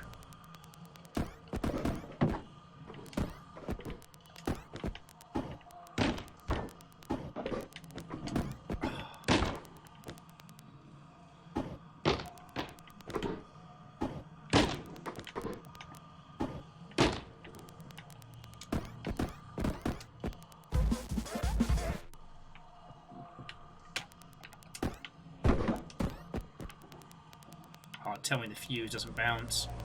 Nope, the fuse is okay.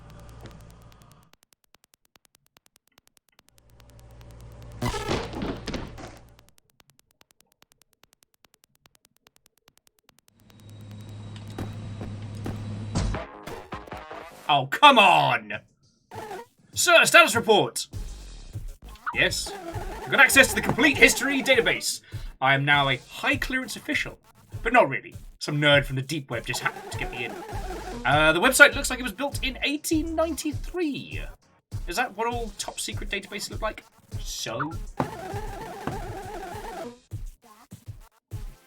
Oh, what? I have to request for a fax. So they've ordered a fax machine. The fax machine's arrived. It's puked colour. It's puke coloured and looks like it runs on a gas engine because it literally does. Good thing I collect gasoline. Gasoline tanks as a hobby. Are you sure it's a fax machine? Absolutely. Anyway, I set up everything and remembered the Upturned Inn doesn't have any phone lines, so the fax machine's not going to work. I'll admit it, I don't know what to do. I don't give up.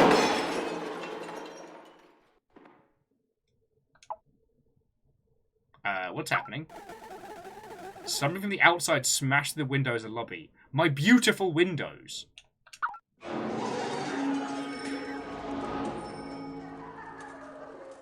Oh, that's bad.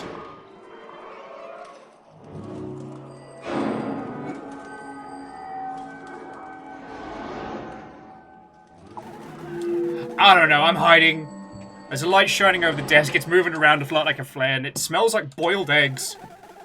Scratch that, now it smells like root beer flavoured candy. I hate root beer flavoured candy. Are you having a stroke? Sorry, sir, got to put you on hold. Dick move.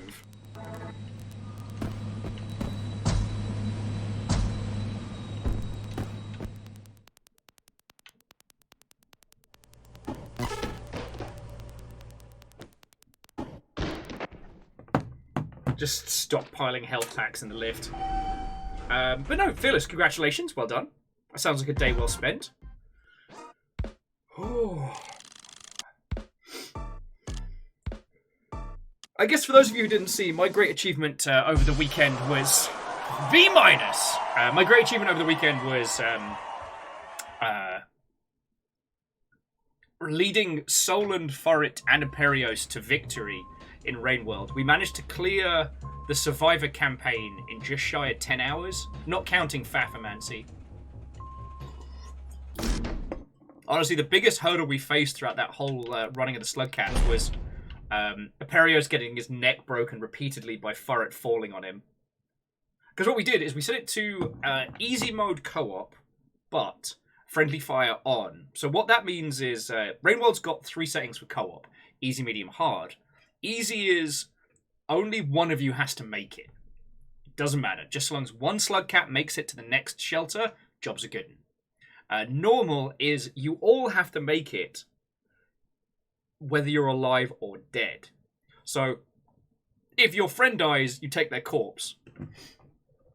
You can kind of wear it like a little backpack. It's very cute. Hard is you all have to make it alive or, you know, or tough turtles.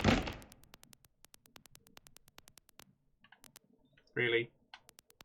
Really? Oh! Fuck you guys. This game. Why do I feel like they're about to be a problem?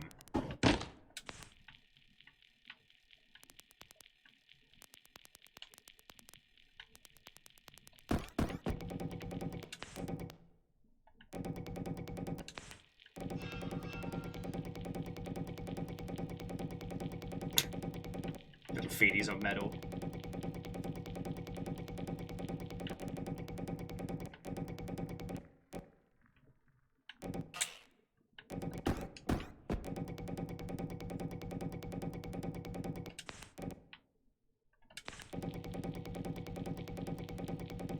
No!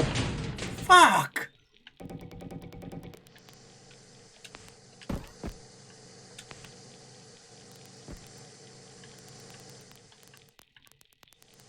I do not like this. I am not a fan.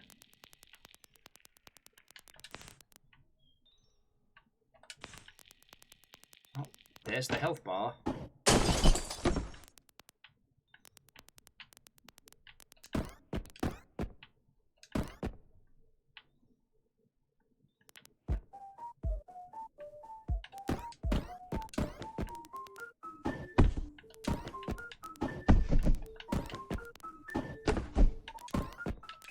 This is fine.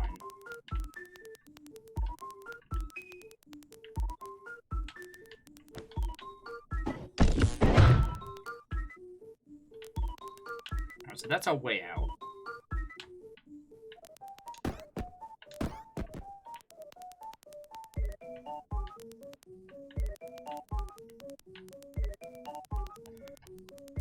Yeah, this is giving me big old Half-Life Alyx vibes, you know? There's nothing else this way, but... Oh yeah, whether it be for our usual Christmas nonsense or just because I feel like it, we'll probably end up doing the newest variant of the Half-Life Alyx single-player mod.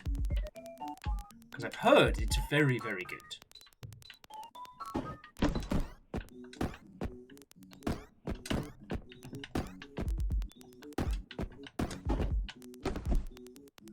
All of these boxes can be grabbed, just to make it a spot more tricky.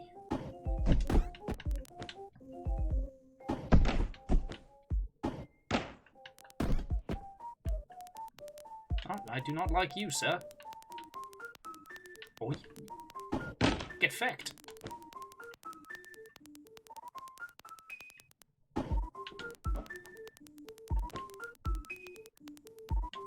Cannot fault the soundtrack to this game, though.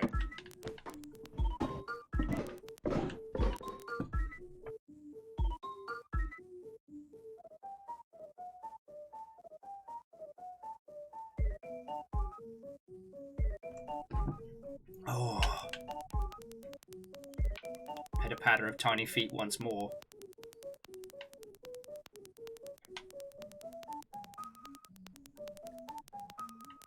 Oh, God. Oh, I don't like that. Oh, no. Oh, that made me feel kind of grim there. Oh, I don't know why.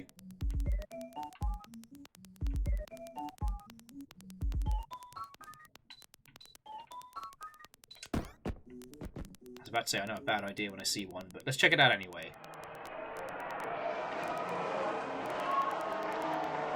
Oh, it's a weird mannequin comedy club. Thanks, I hate it.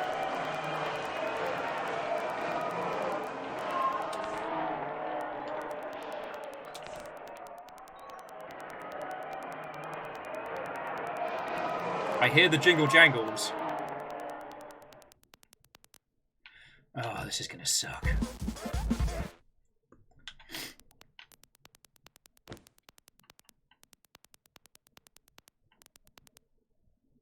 I'm just waiting for the fucking... Oh, God!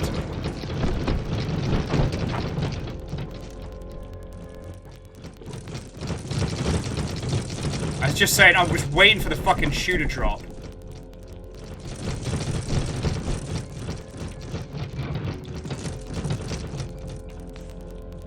That's the fucking worst!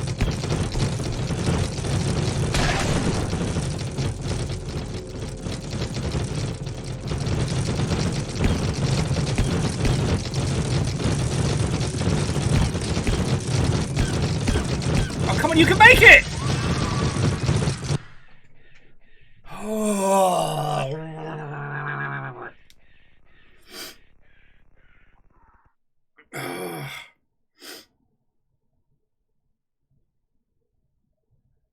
Oh. I'm not saying we have to stop the stream, but I might have to stop playing this because I'm suddenly feeling motion sick, and that is very rare for me. That is very rare.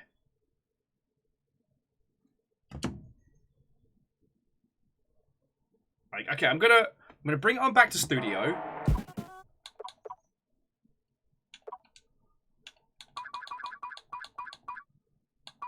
Oh, yeah, what was floor X?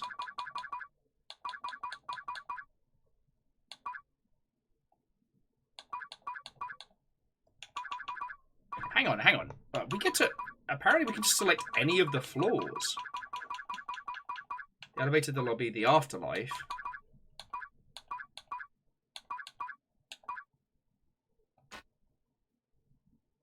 Oh, I have to beat the game first. Okay.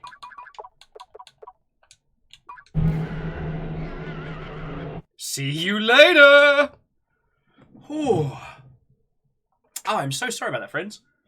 I'm just going to go stick my head under a tap for a second. Oh. It's that time again. I want to thank you for all the entertainment and good you've provided over these 2 years, and thank you. And as always, you're valid, you're loved, you're wanted. I am a disaster and I'd say, medical anomaly. Thank you. Thank you. That means a lot. That really does mean a lot.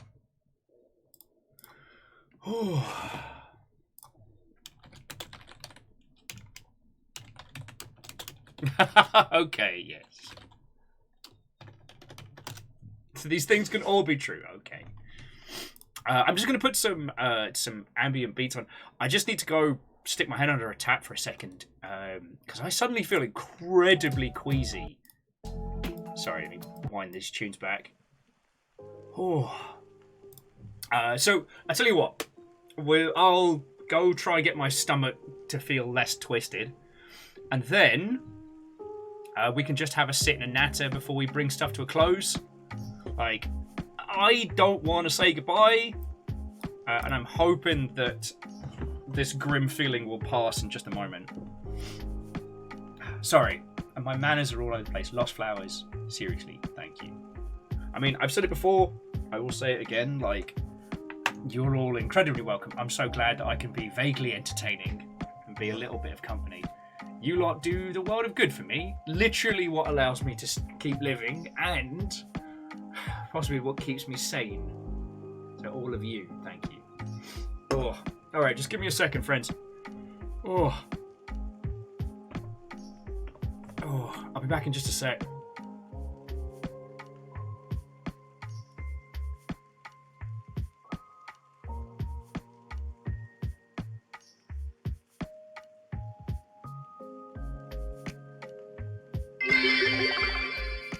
Share stream. Praise chair.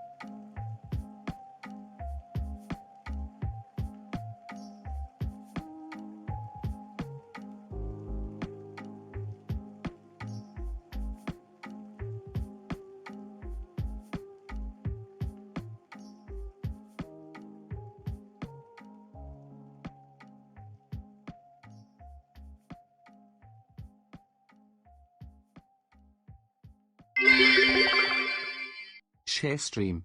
Praise Chair.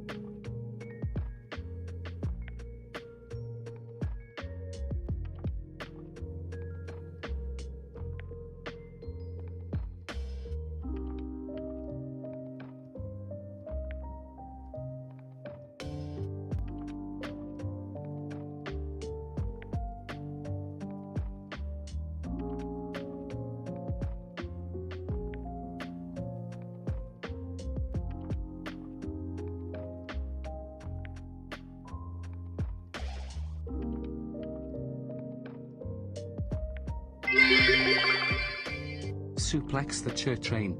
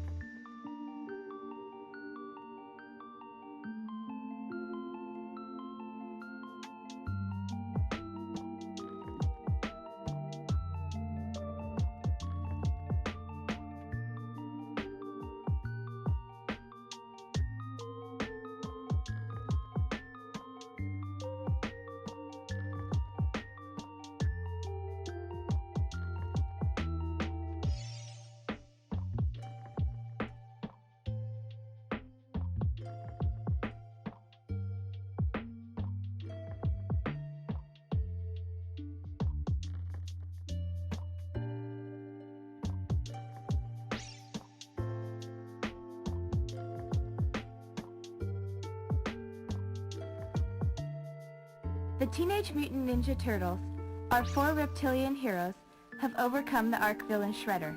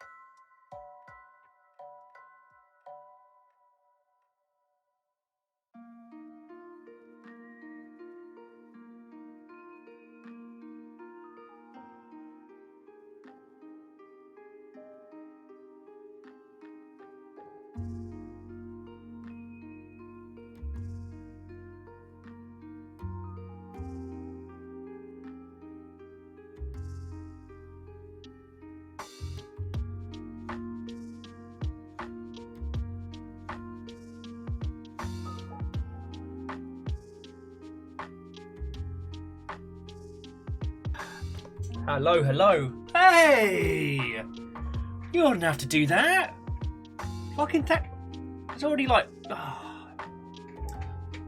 all of you. Thank you. I'm doing okay. Oh, okay. Lizzie says I see nothing. All right. No, it's fine. It's fine. I see nothing. There's 40 seconds of me seeing nothing. Yes, we did. No, fucking thank you all. I fucking thank you all. Pun Spectre, I will fish that pun out momentarily.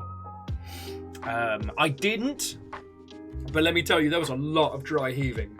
I was real close to losing my lunch there. Oh, I'm not sure if that was just I ate too much too quickly, or if it was that game that made me feel grim as. I guess that's not a resounding Review for a game. The hype train has succeeded. You are all legends. Thank you. Oh. Yeah, friends, that was nearly Danger Zone. Oh. But, didn't get there, so we're good. We're good? We're good. I'm sorry, it's just been a lot of chaos recently, you know? I feel I've been a little subpar of late. Oh. Oh, no, Fearless, I was absolutely enjoying it. And the thing is, I don't get motion sickness. And it's rare for video games to make me feel ill. And that did have a lot of jumping and bouncing and stuff like that. But, you know, for the most part, it was spot on.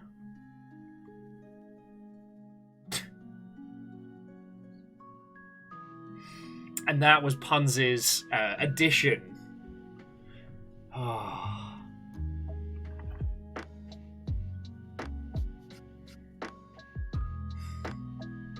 Criminals, a lot of you. But, more importantly, all of you, thank you.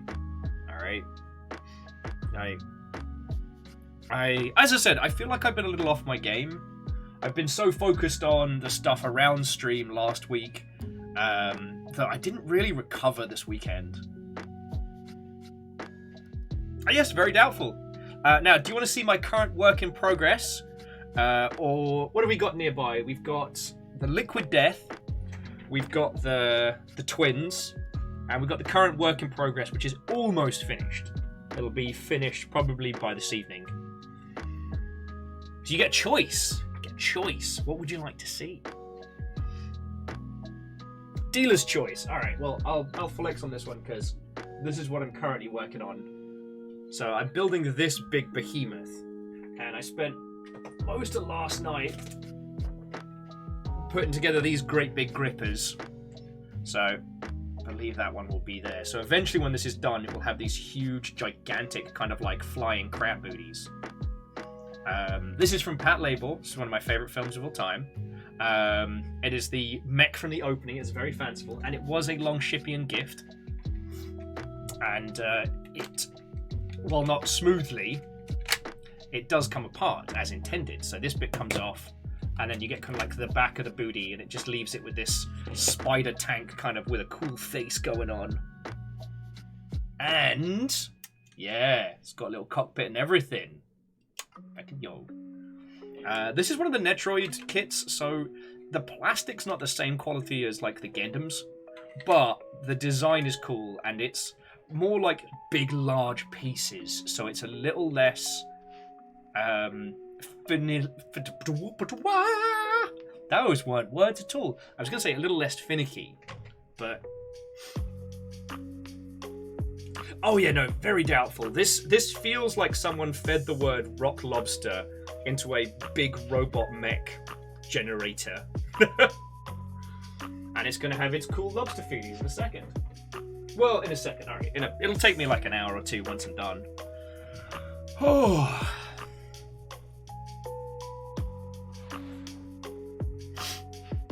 Oh. But yeah, very doubtful. I hope things will be going good with yourself. Like, aside from that game making me feel heinous. But okay, no.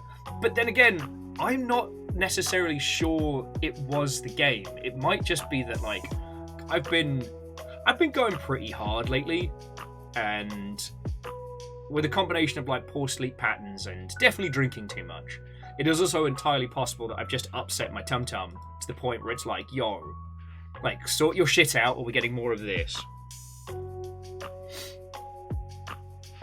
Oh, very doubtful. You're entirely welcome. I mean, it's a way to deplete the dab economy, and it lets me flex. But considering you haven't done it in a while, so this was the Twins, because they're the other ones closest to hand. These were two Uniqlo style kits with this wonderful, fascinating, like, ultra bright Dayglow reds plastic, which make for some real cool setups. And then the other one I built recently is the Reversey Percy, which is, it's one Gundam one way, and then you flip it round and you're like, oh shit, what's that behind? It's another Gundam that shoots backwards. Haha, surprise. Oh, also, friends, if you're not at the moment, do start watching Witch from Mercury. If you haven't started season 1, it's very, very good. If you've watched season 1 and haven't started season 2, get on it because it's very good. I was chatting with a friend about it, and I made the mistake of actually I forget which of us said, but the last episode was very bombastic. So we're like, oh, like this new one will probably it won't be another bombastic episode after bombastic episode. No, we were wrong. We were entirely wrong. Like it doesn't stop kicking ass. Oh.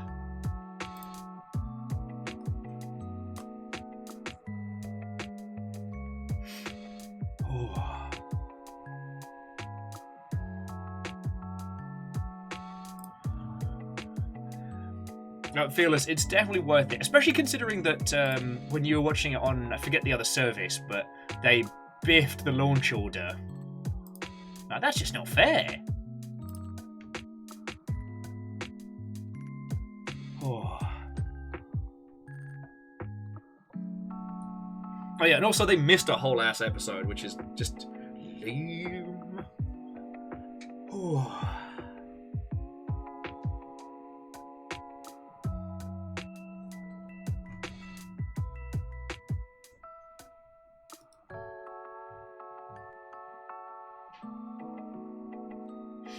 Oh, and Doubtful, I have lost track of who's owning whom right now, because I believe Sony owns Crunchyroll, and they also got Funimation, which has been merged into Crunchyroll. So Sony's got a big old Animu swath.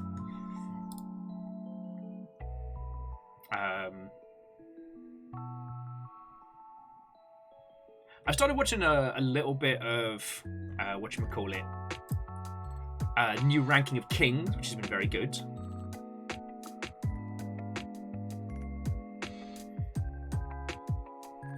Oh, wait, cool.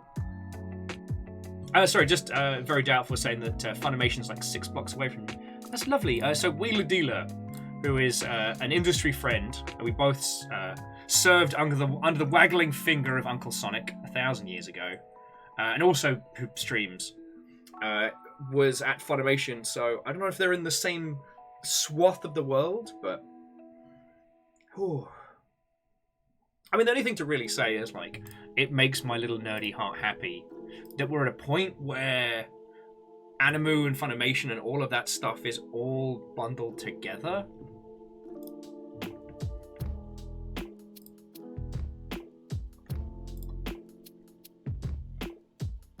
Right, I do find that fascinating, you know?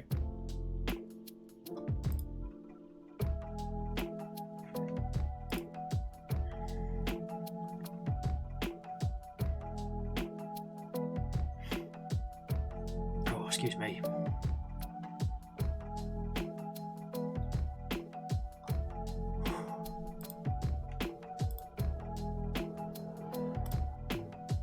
Oh.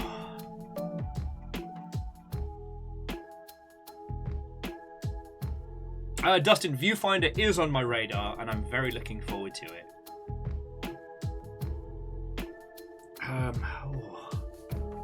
Friends, I'm so sorry. I might have to tap out. I'm starting to feel fucking green around the gills. I'm so sorry. I'm so sorry. Oh. Honestly, friends, I'm not sure if it is the game or my poor lifestyle choices or what have you, but I'm not feeling okay. Yeah, I'm gonna have to tap out. To everybody that threw in for the train while I was like dry heaving up a storm in the other room, thank you. Yeah, I've got fizzy water. I can get some ginger ale or something. Like, I don't feel like I'm coming down with something, so I doubt it's anything like. But yeah, my stomach is turning. Friends, have an absolutely lovely rest of your day. There are loads of people on Twitch side you can go watch. yeah, this is a rarity for me, so I'm going to take it seriously. Yeah, apparently those mannequins were what it took to make me chunder.